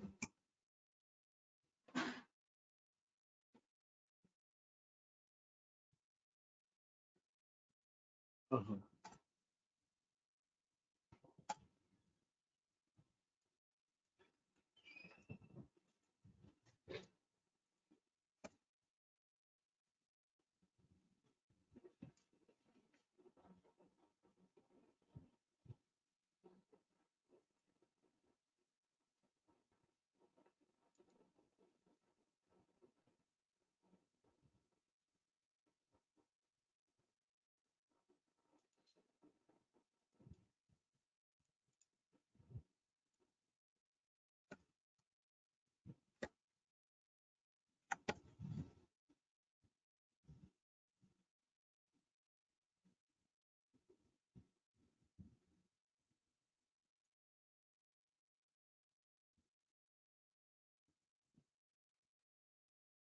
Okay, so let's have a quick look into what employment stands for.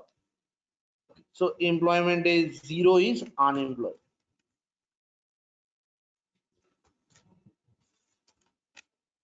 One is less than 1 year.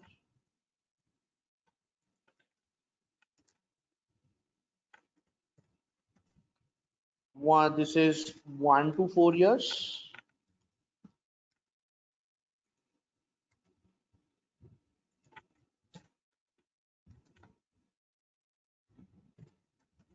This is 4 to 7 years, and this is more than 7 years.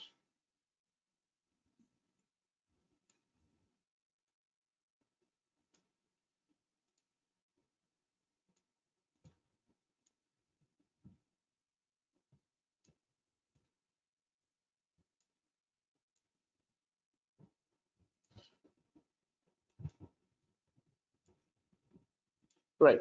So now if I run this,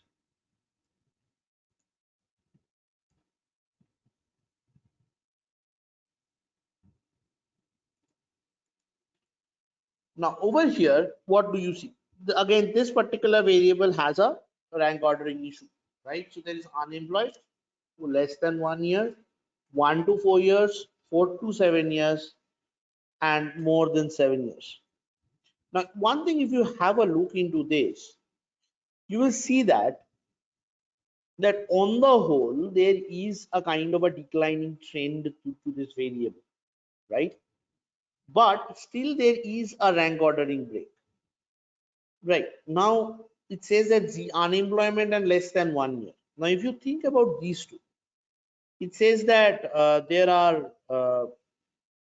so there is like So there is like a very stark difference in the bad rate between the two groups, the percentage contribution of the bads, right? So now if you're looking into this relative distribution of the bads, then there is something. So something that also needs to be taken into account is the bad rate. But the moment you look into the percentage bad by considering the base of the account, so 44 and 122 are very different, right? So over here the bad rates are more or less close to each other, but at the relative distribution there is a significant difference. The reason is because even though this 16 and 48, there this base is 3 times what this base is. But one thing that you can clearly say over here is that there would not be too much of a difference in the profile of a person who has been unemployed and who is less than 1 year. So that is why the bad rates are more or less similar. So if you look into the percentage bad, you will see that they are more or less similar. Now, the reason I'm calculating both the bad rate, the relative distribution of the bad and the percentage bads over here, because for some categories there are very clear distinctions in the bad rates, right? I mean in the population size. So over here, if I look into this, now employment by its own may not always rank order. Can you say why employment can on its own cannot is not kind of rank ordering? Why is it?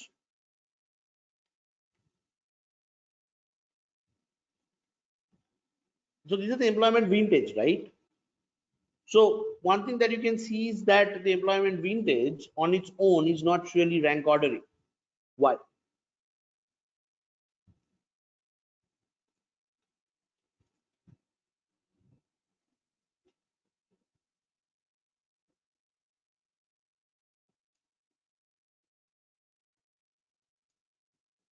Maybe because of the cyclical effects. No. I mean, Pritham is close by. Pritham says does not reflect the amount of income. Yes, but we don't have the income variable in the data. Now something related to income. Employer. Employer close by. Employment sector. Exactly. The occupation. For example, let's say there is an account which is less than 1 year, right? And there is an account which has been working 1 to 4 years. Now the person who is working for 1 to 4 years is like 4 years. Okay, working for 4 years is someone who is a laborer, right? And the person who is working less than 1 year is a consultant with a major consulting firm. So obviously, if less than 1 year comprises a majority of such people who are, like consultants and all, so the bad rate from them will always be relatively lower compared to this 1 to 4, compared only to the guy who has been working for 4 years but has been a laborer. So if you want to get the actual picture of riskiness, you cannot only work with the employment vintage. Employment vintage on its own for an acquisition model, right, will be a misleading variable. And this is where we create a dependency variable. We create a variable, we create a, not a dependency variable, we create a interlinkage variable, right, where we kind of combine two variables, right, and look into their combined effect. So this will rank order, employment will rank order once you look through them across the occupation. So basically you have the job type, right? You have the job type over here.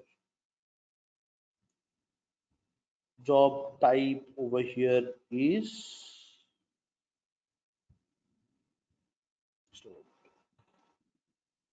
job type variable was job, nature of the job. So let's say skilled employee, right? Management, self-employed, highly qualified employee officer, unemployment, unskilled, non-resident. So it may be that people who are working in some of these groups are mostly comprised of unemployed, unskilled workers. So the group which will comprise of management, like highly skilled workers, and even if they are working relatively for lower months, right, their riskiness or their affordability will be relatively higher than a guy who is working for a higher vintage but in an unskilled job, right? So that is where an interaction variable needs to be created between employment and job type. And this is the reason why employment as a variable only did not rank order over here, right?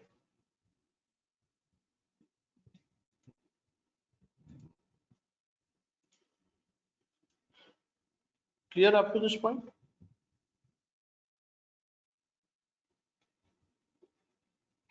I mean, instead of taking the bad rate, which you always take, shouldn't we take the percentage bad? A percentage bad looks, You should much more actually reliable. look into both.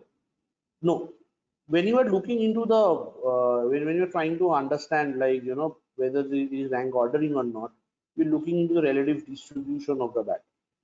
Now, the reason you look into the percentage bad also is because the percentage bad would give you a clearer picture when you have very different bases, right? So it's always, but when you are looking into the relative distribution, so when we did the rank ordering over here, if you remember, right, we looked into the relative distribution of the bats, not the bad rate, Yeah, because the right? number of accounts are almost similar, like 70, 71. So it is like Yeah, this but size. yeah, so whenever we do this, so whenever we look into the relative distribution of a bad, so ideally, if your variable is a good variable, if it's a correct variable, it would always rank order in both ways. Like, as you can see, checking account has done. If you see checking account, if you see checking account, you will see it has rank ordered in both the ways, no matter which side you take. So it does not really matter. If the variable is a very Hmm. good variable, it will rank order either ways. And if it's not, then there will be issues in one way or the other, Yeah, okay. right? Okay. Yeah, yeah.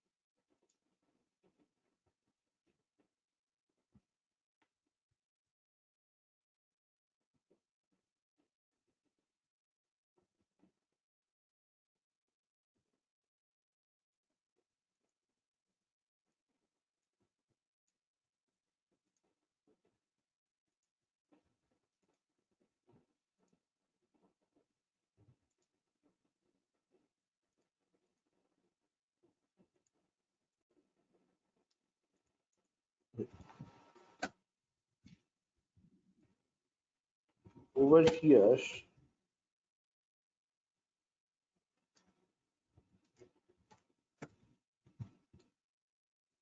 so this is a 0, 1 variable and it has to rank order. There is nothing that you can do about it.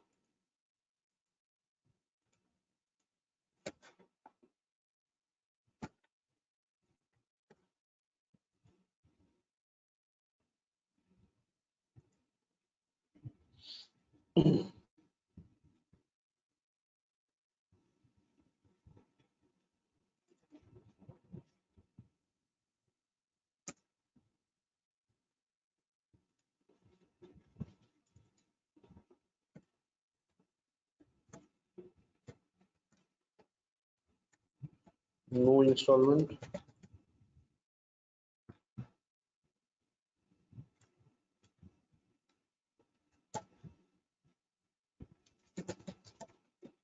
Other installment.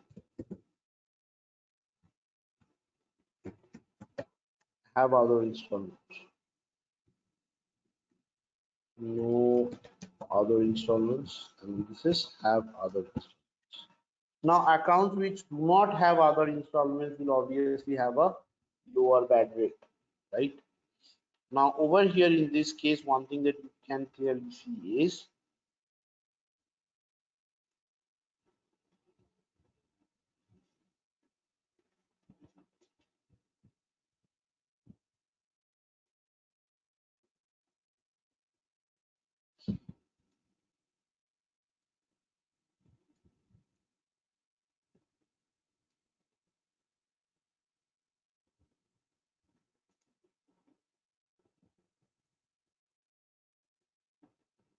right. So one thing that I can clearly see is that yes, for other installments, so when I have this binary variable, the base of the accounts over here, not having this is this much, right? And then having other installment is 56.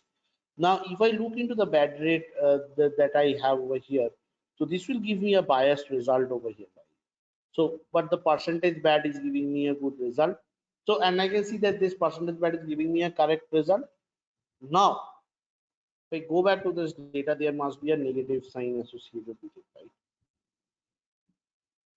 With the variable, the other installment has a negative sign associated with it. Now, observe something that all these variables, history, employment, and other installments, so these are the three variables that we have looked into now, apart from checking account, right? Observe that given that there is these irregularities or there is these breaks in the rank ordering, not everything going exactly in the order that it should be. So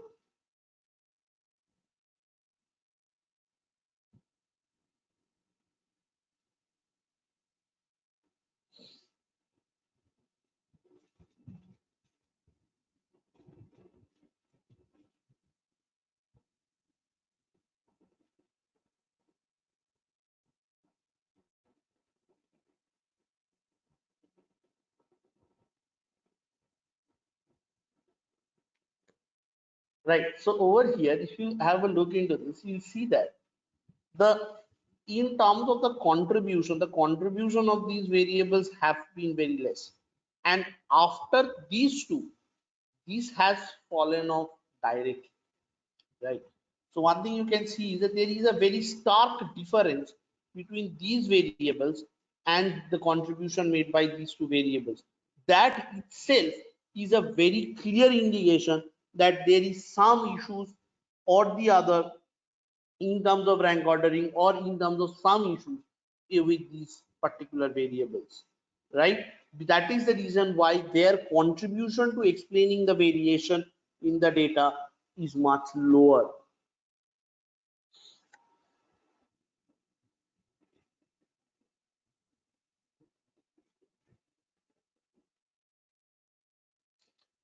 Clear?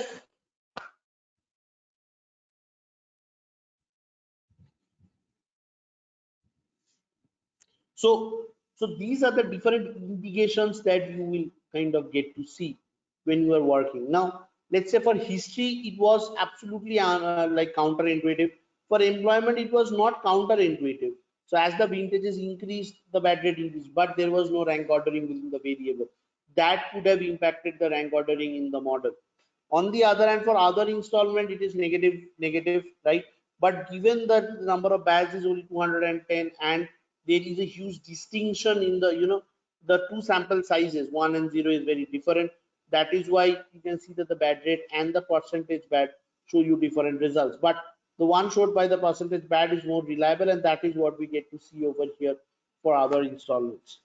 Now, if I come back to the final variable that I had over here, apart from duration, the final categorical variable.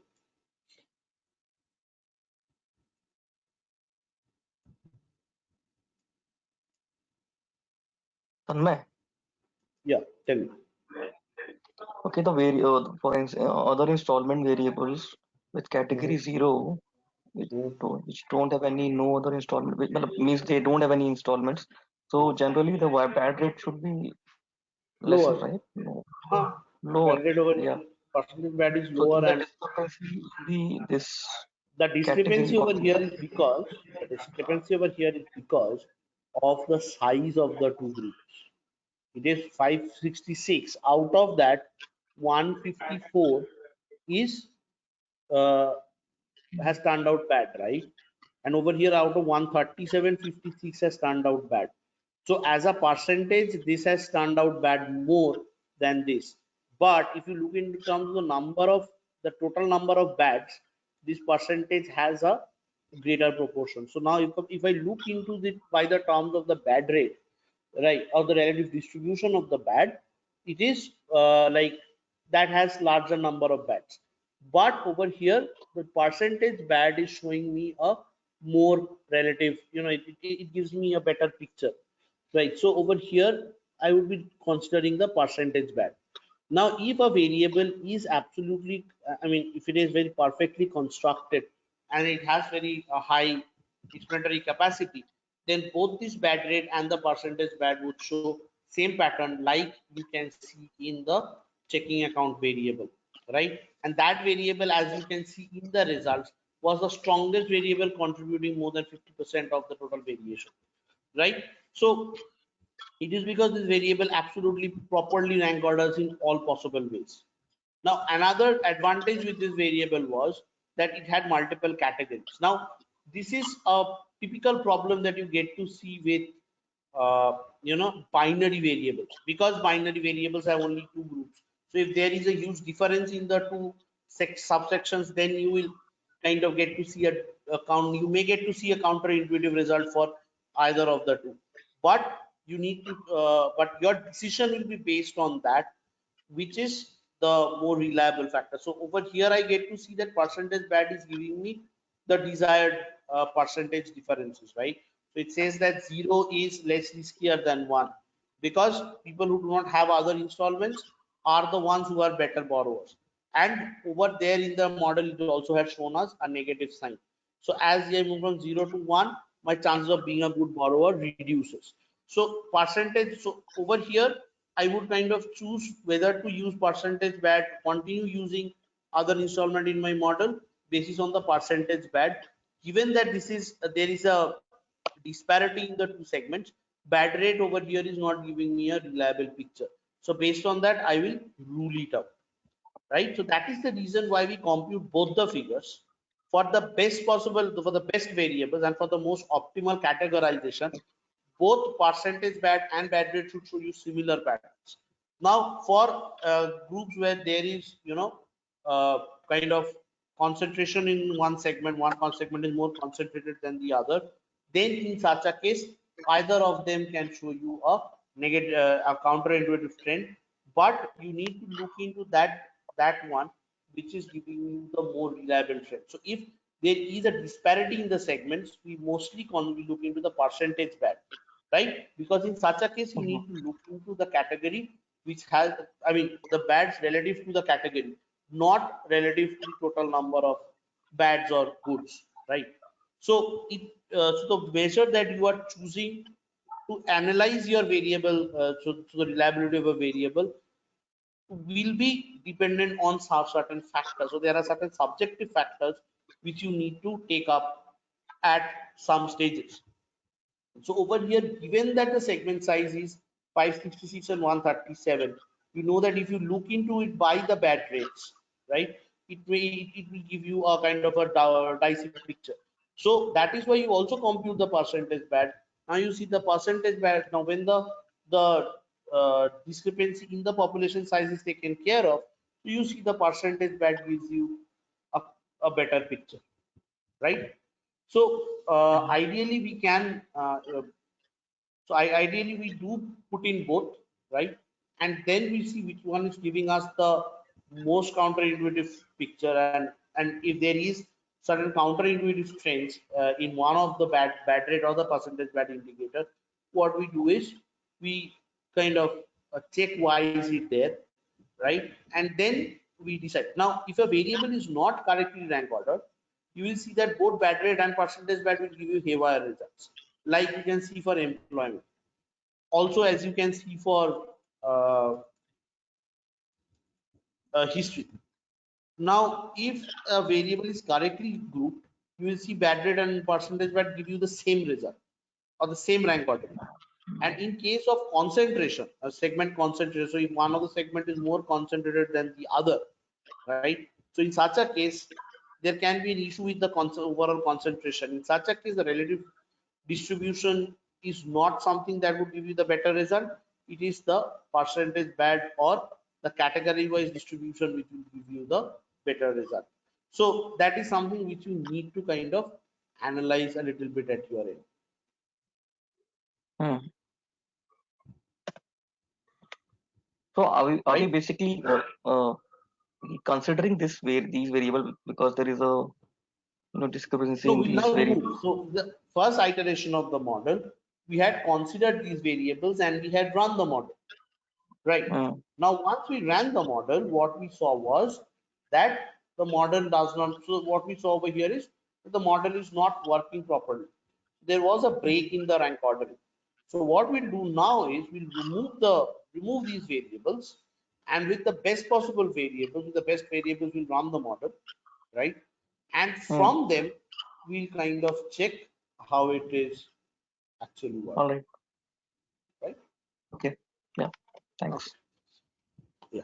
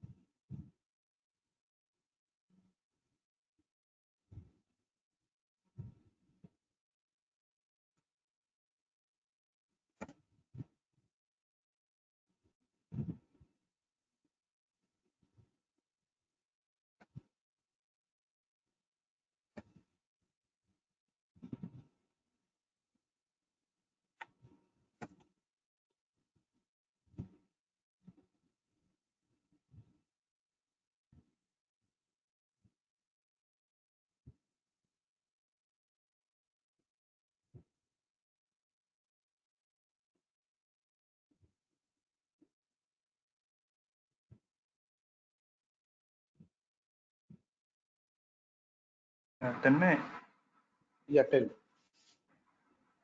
business logic should also be based on geographical data.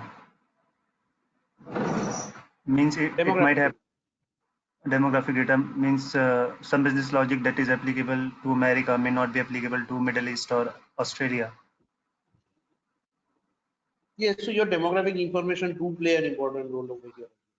So basically, whether you have a house or not, how is your, so which is the region do you belong to? So they differ from region to region. So you do have some demographic variables coming in the model as well.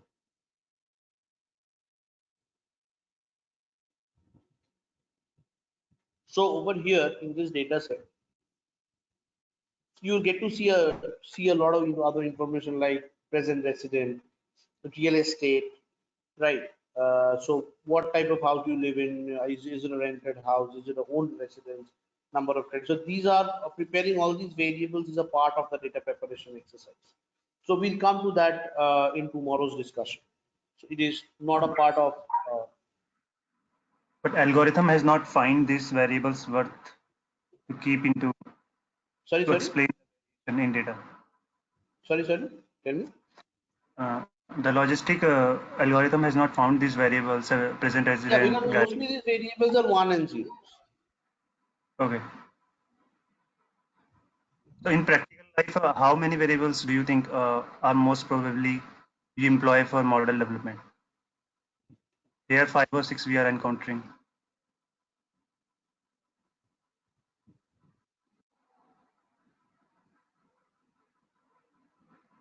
Sorry. I just missed out your question, Deepak. Can you tell me once again? Uh, in your working profile, how many variables do you generally encounter for See, acquisition? basically, in a real-time data, we start off with anywhere around 700 to 800 variables, and then trim them down to 30-35 variables, and depending on the number of segments, right? And find the final segments that we develop has around 5 to 6 variables. Okay, so it will Segment should not ideally does not have more than 5 to 6 variables. okay. Right. Let's say on an average, some variables can have there can be anywhere 5 to 10 variables. Now, I would not actually look into a segment which has only 2 variables, as well as I would also not look into a segment which has 30 variables. So ideally, the number of variables that I should have should be a mixture of the variable, of different types. So there must be some demographic variables. There must be some other, development variables. There must be some uh, your bank loan characteristic variables. There will be some income related variables. There is some affordability, reliability. So it will be a mix of every segment must have a mix of different variables, right? So when we are actually kind of preparing the data and we are developing the segments, we look into those factors and then we decide whether to have a segmented or an unsegmented model, right? This is a very coarse model that we are developing just to get an idea as to how a logistic regression model would work, right? So we are not kind of doing a very accurate model over here. We are just visiting the steps of developing and how to filter out the variables and interpret the results in a logistic regression model. So when we start with the data, right, the real data, German bank data, and we start preparing the data one by one on a step-by-step basis, that is where you will get to see how this data is prepared and how are the variables created so that an appropriate model can be developed. So that is how the exercise is, the entire exercise will be planned.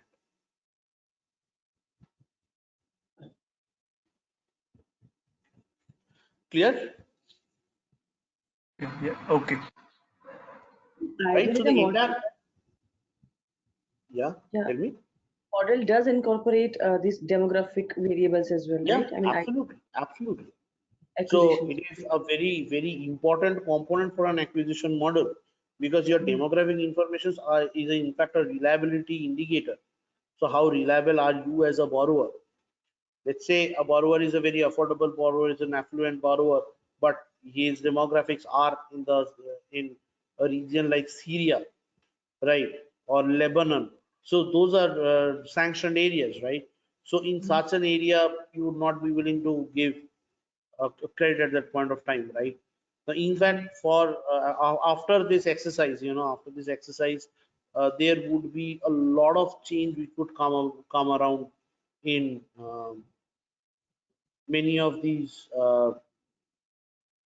scorecards, because now with this COVID and this thing, the demographic and the region from where they were lending, the relative risk ranking of those regions will change across the nation. I mean, across the world, right? So, for example, Italy will never be that safe.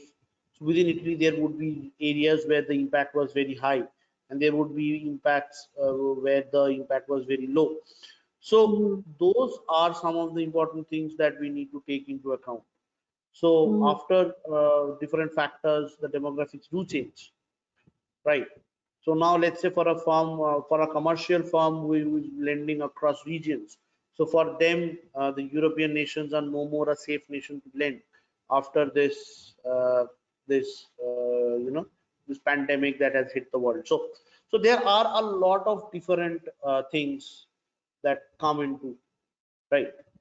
Now, mostly remember one thing, that in any acquisition scorecard models, it is the in a real-time scorecard, in a real-time scorecard, it is always the bureau models which will kind of help you predict the characteristic. And most of these variables over here that you can see in this German data that you will see tomorrow would be those kind of variables. I mean, they would be these application kind of variables that would be, I mean, they would be the bureau kind of variables that would be there.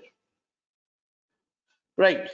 So from here, if I have a look into this, as I was saying, right? So again, if you see in this data, there is a clear difference in the segments. I mean, in the categories. So there is 333 versus 93. So over here, if you look into the bad rate, you will get a kind of a mysterious picture. You will not get a correct picture. So in such a case, you look into the percentage bad. Now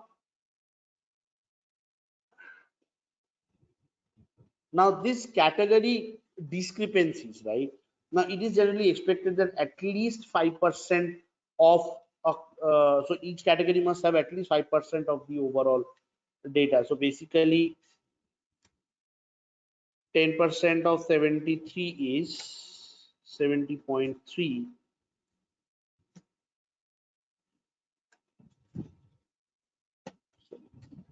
0.05.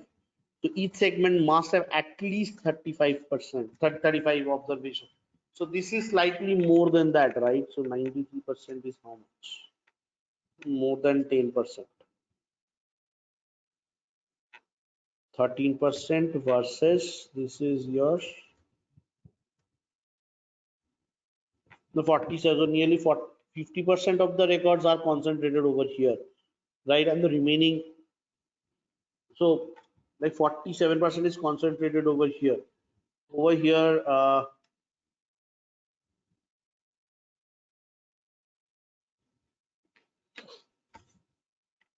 nearly 53% is derived over here, right?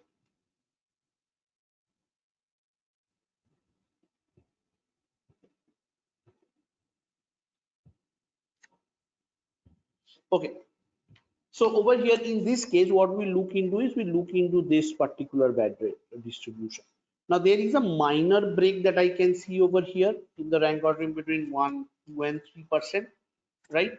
But more or less this is fine. Now this can be kind of taken care of by dividing this into some other categorization. Let's say you do it 2% or more than 2%, or you do it 3% more than 3%, and you create some binary variables out of this, right? And you work with that variable, or you kind of punch 2 and 3 together, right, and create a group. Or yeah, 2 and 3 punching makes sense because the bad rates are very close to each other. So you do it like that, right? So but you can actually solve this problem. Now even the bad rate over here is not that very high. So now if you have a quick look over here, so the issues that was mainly being created was by these variables, the response variable, I mean the employment variable and the history variable, right? So from here are keeping other installment rate, and checking account and duration, right? Now keeping these variables in the model, we can kind of redevelop the model. Now that may impact your so to some extent it may impact your uh, Gini, because the variables that we are kind of removing had substantial Gini figures, right? Though they were kind of contributing to the Gini, but that was kind of a spurious one. However, their overall contribution to the data, however, contribution to the overall model was, if I remove history and employment, so their contribution was roughly around 50%, 15%. So the remaining 85% gets retailed back, right? So that there should not be a problem in that. So with this exercise, what we get to see over here is that history and employment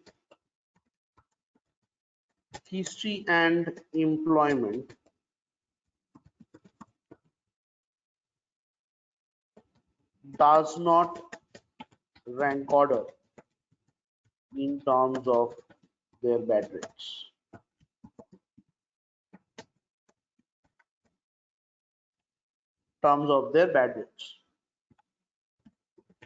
Hence are removed from the present analysis.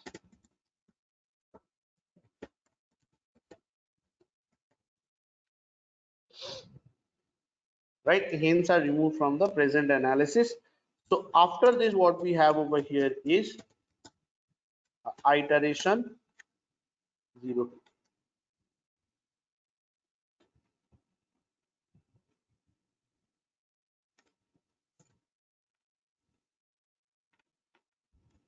In this iteration 02, we are defining with the defined set of variables.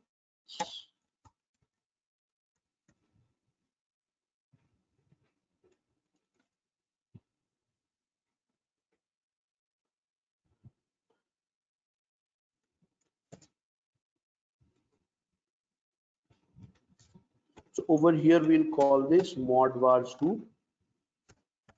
I'll have checking account duration, history and employment goes out of the window over here for us.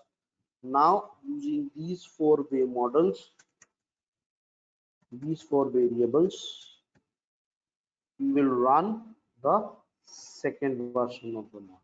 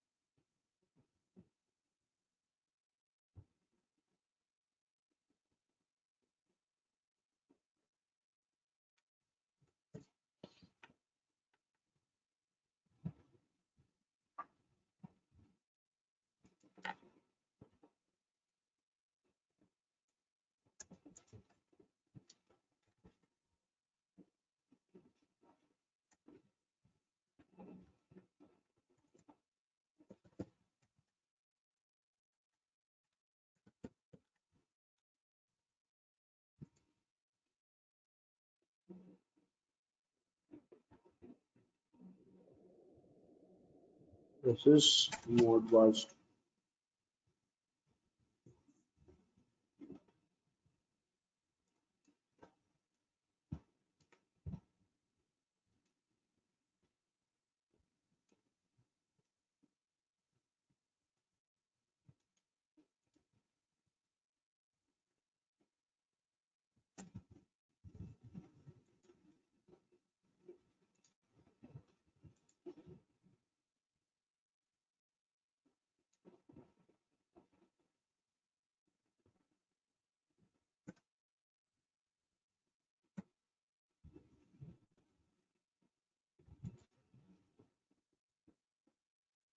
Over here, the final model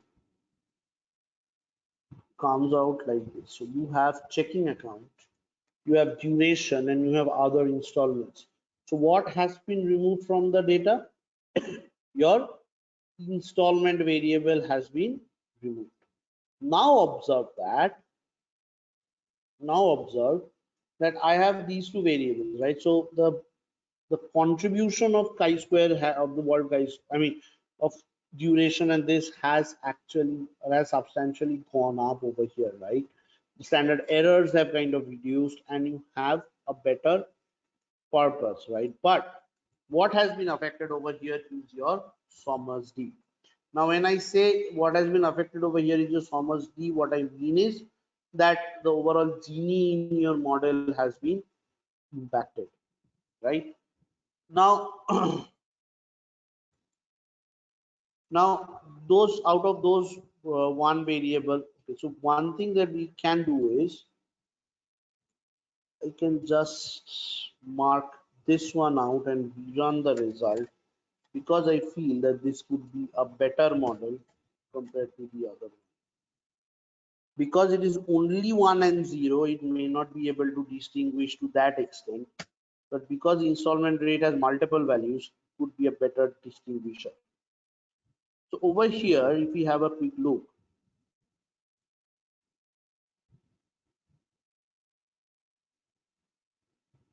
no, this is somehow getting removed from the results.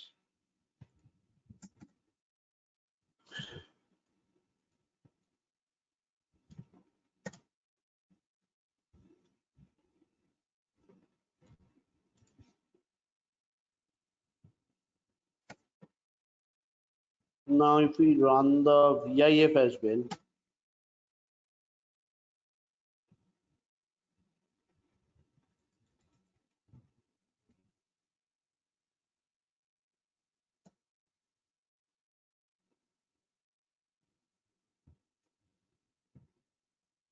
so one thing that we can clearly see is that checking account duration and other installments, so they have, so the multicollinearity is not kind of very high for each of them, right? So all these three variables, they can enter into the model, right? So what we do is,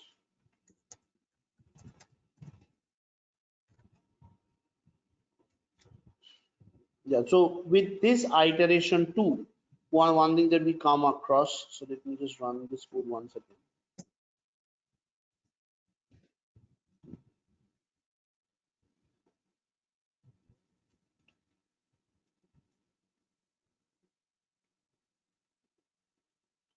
So checking account is entered, Vault Kaiser 16.9, 28.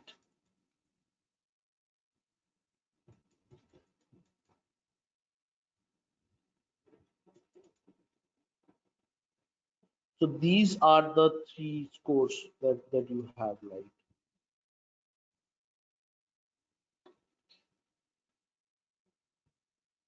So over here, the intercept also has become pretty significant over here. Now, what is impacting you is the Gini. The Gini is like around 49.6, and the Hosmer-Lemma test shows that yes, it's a good fit. Now the point is that if I use this table,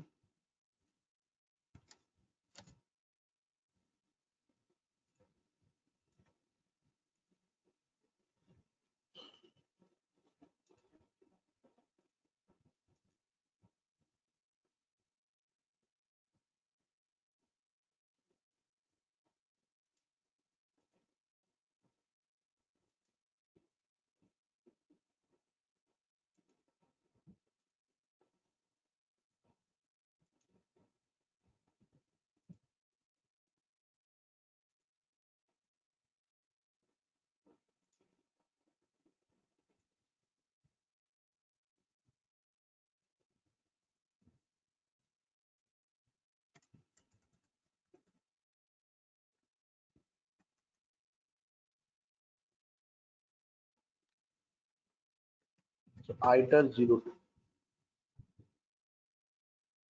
So now let's check whether or how is it that this design distribution is.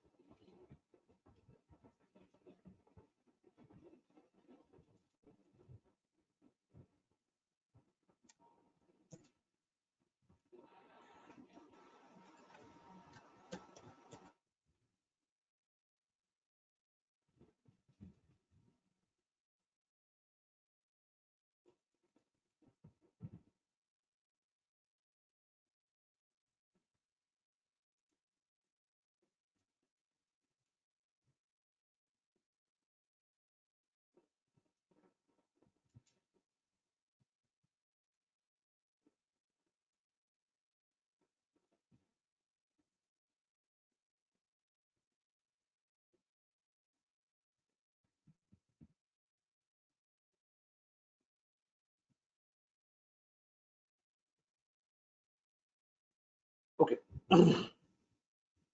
So over here, there is only one place where I get to see a break in the rank order.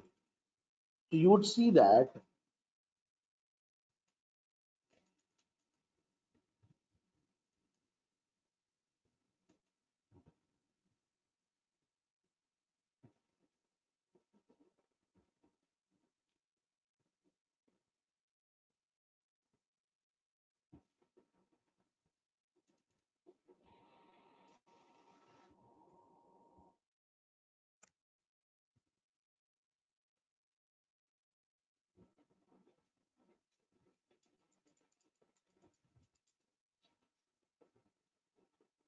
so it has fallen from here. So it is this one part where I have seen a break. You have 9, 7, 3, and 1. So it is only in this fifth decile where I can see there is a break in the rank ordering. Now, apart from that, mostly, so I don't need to see this. So it is in this fifth decile that this distribution has kind of come up. Right. So, and the spike that happens over here is this.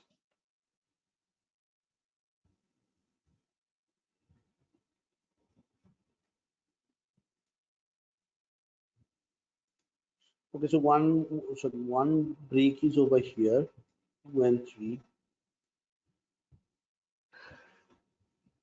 and then the next break is over here. Fine. So, so even after so we have made this adjustment. One thing that we can clearly see is that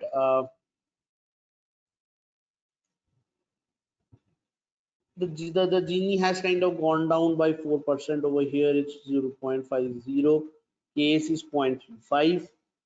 So even after making this change or removing those variables does not really solve my problem over here. The reason they do not solve the problem over here is that history was a spurious variable, I get that, but a variable like an employment variable was an important variable, right? So the objective over here is that you need to have, so and this is the reason why so the variable selection process that we are doing, the variable filtration process that we are doing before we start the model development exercise, right? That is something which is important. Otherwise, the issues of rank ordering breaks is something that we would kind of accept. I mean, that is something that we would kind of continue seeing. So this is a major challenge that we would generally kind of see. So there are two rank ordering breaks that we have observed. One is at the second decile and the other is at the fifth decile, right?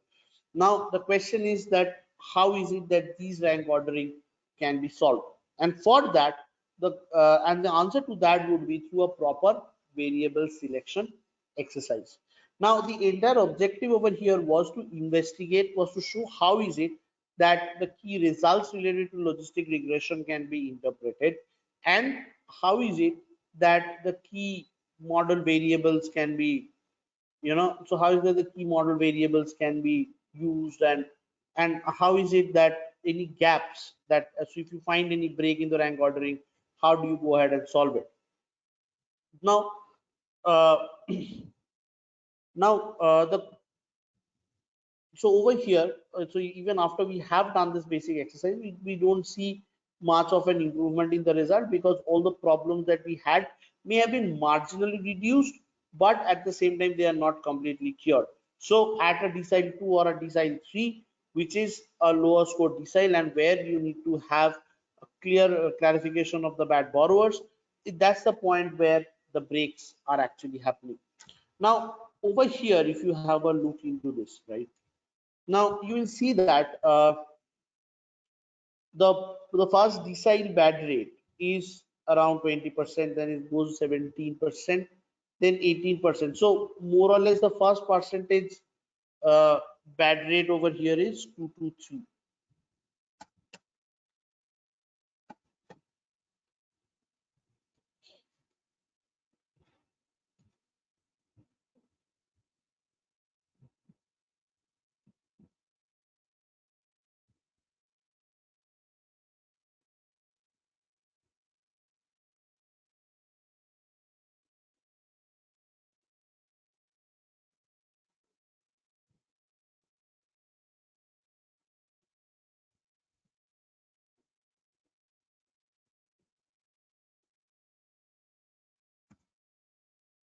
So it is like 2.7%. The second break that I get to see over here is between the fourth and the fifth decile.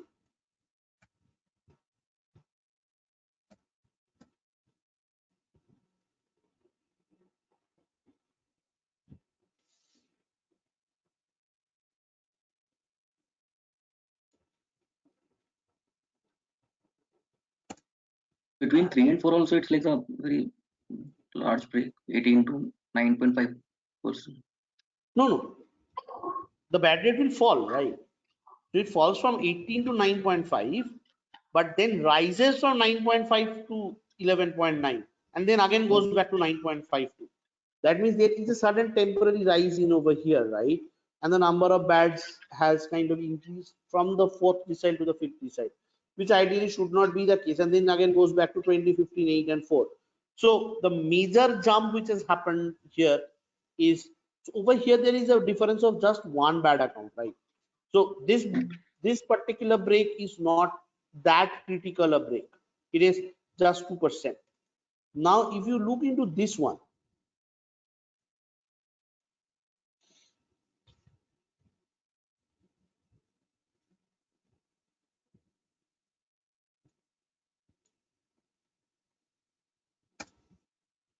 so there is a 25% break in this.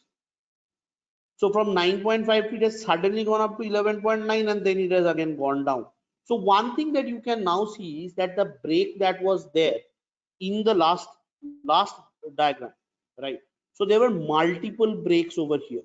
Now out of that, it has kind of reduced down to 2 breaks, out of which one of the breaks is not significant. It's like 2.7% break. So that is absolutely fine, right? And this break has just been because of one single account, and decile 3 has a certain concentration of the records. So that increase is because of this. So observe one thing. Now, if you look into the last decile distribution that you had, if you go up here, you will see that the distribution was very even. But after that, after the variables have been kind of removed from the data, right? After we have removed employment and we have removed history, right? One thing you can see is that the model's discriminatory capacity has suddenly fallen, right? And there has been, and the scoring has suddenly concentrated at around the third decile, and the eighth decile, and the ninth decile. So obviously at the higher score band, so the 10th decile is fine. So now, I mean, so there would be large number of bad. I mean, so the number of observed good in the deciles are pretty much higher over here, right? So that's okay. But the question is that there is quite the unevenness across the scoring deciles have increased over here. Right. So that is perhaps to some extent, kind of responsible for this rank ordering break. Because of this concentration, the number of bats may have increased in some category and then may have some gone down. So over here, that this distribution in the number of decile is not really very even out here. So 71, 79, then it goes down to 75, then 69. So on the whole, if you see, the number has increased over here because there has been an increase in the concentration, right? So both the two deciles where there has been a rank ordering issue was because of an increase in the concentration in the two respective groups, right? And that is what, so it is the reduced discriminatory capacity of this model which is creating this rank ordering issue. So therefore, what it means is that this particular variables which were removed, they have impacted the model, as you can see in terms of the Gini as well. So ideally, it should be the case that I should have kind of incorporated one of the records over here, at least one of the variables over here. And what variable could that be? History is obviously not that variable, right? Therefore, I could have kept back employment.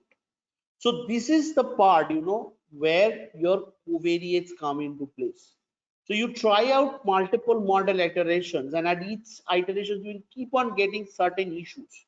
And what you do is you analyze those issues, and what you do is, so for the first problem that was there was solely because of the problem with the variables. Now the problem that you have ended up with is because a part of the variable issue has been cured, right? Now the problem that you have at your hand presently is because there was this variable employment variable, which was a very important variable, but has been removed from the data because of its issues with the kind of so it has been kind of removed because of its issues that the variable had, right? So therefore, one thing that we need to do over here is we need to check how is it that we can get back that employment variable, and that's where the role of your interaction variables come in. So when you see that a single variable is unable to solve the problem because it has certain issues within it, so that's where you look for interaction variables, right? Let's say an interaction variable between,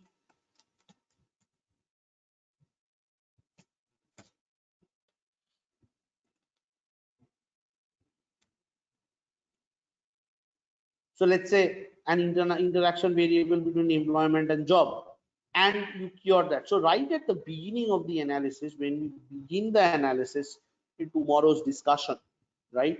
So when we begin the analysis, one very important thing that we would see is that how important is the steps of the modeling that we do. How is it that we start with the data, keep on filtering out the variables out of the system, and at each stage we check whether the whether the bad rate is kind of the actual versus the expected bad rates are kind of reconciling each other or not.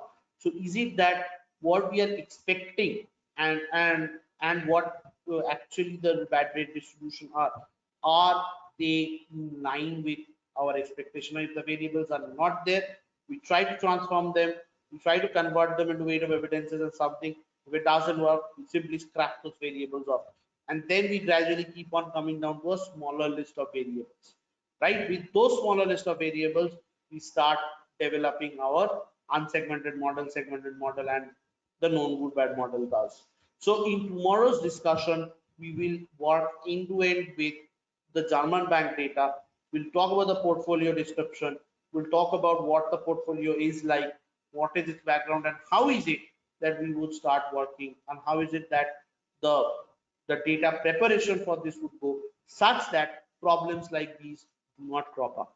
So for interpreting the logistic regression, whatever important heads were there, we have kind of talked about. We have seen how to assess certain issues that arise with the models, right? And from here, what we'll talk about is we will talk about how do you do this in the real data set. So when you start working with the data set, how do you, what are the checks and what are the challenges that you would face in this particular process? Right? Okay, so this much for today, right? So let's catch up tomorrow and let's do it. So tomorrow would be the 8th of the workshop sessions. Okay, so thank you guys, thank you for your time, and let's catch up and let's take the show forward tomorrow. Bye bye, good night.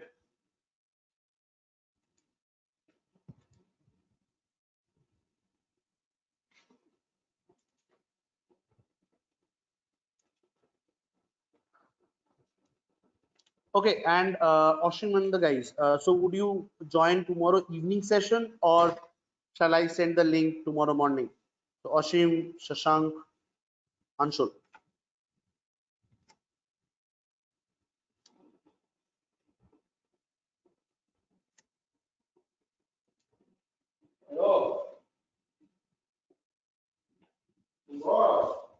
Shashank, which one is okay? I'm okay with morning, but depends like if people are there willing to attend the morning one. Yes, so because I have 4 or 5 of you in the morning. So if all of you are willing to do it on in the evening slot, right, provided that you don't have any issues doing it, then we'll do it at, then I'll do it at one go. Or else if all of you are willing to attend the morning sessions, then I can do it as well in the morning. So I'm okay with both.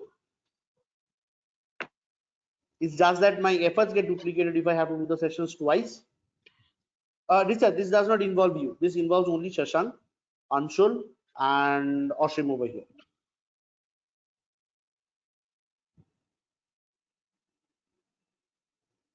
So you guys can drop me your choices like over WhatsApp. So that's fine, not a problem.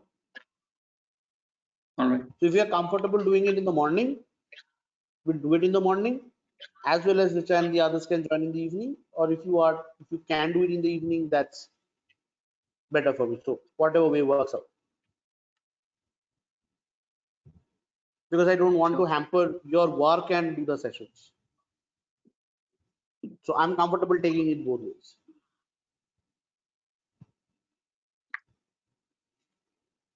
Okay. Right. So see your comfort and just let me know. But because don't think that Tanmay has to duplicate sessions, so I'll kind of attend even if I can't. No, don't do it like that. See your comfort, let me know. I'll do accordingly. Yeah. Right?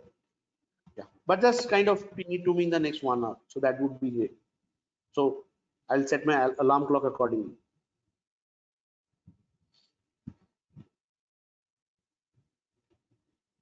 Yeah. Thanks a lot. Thanks a lot.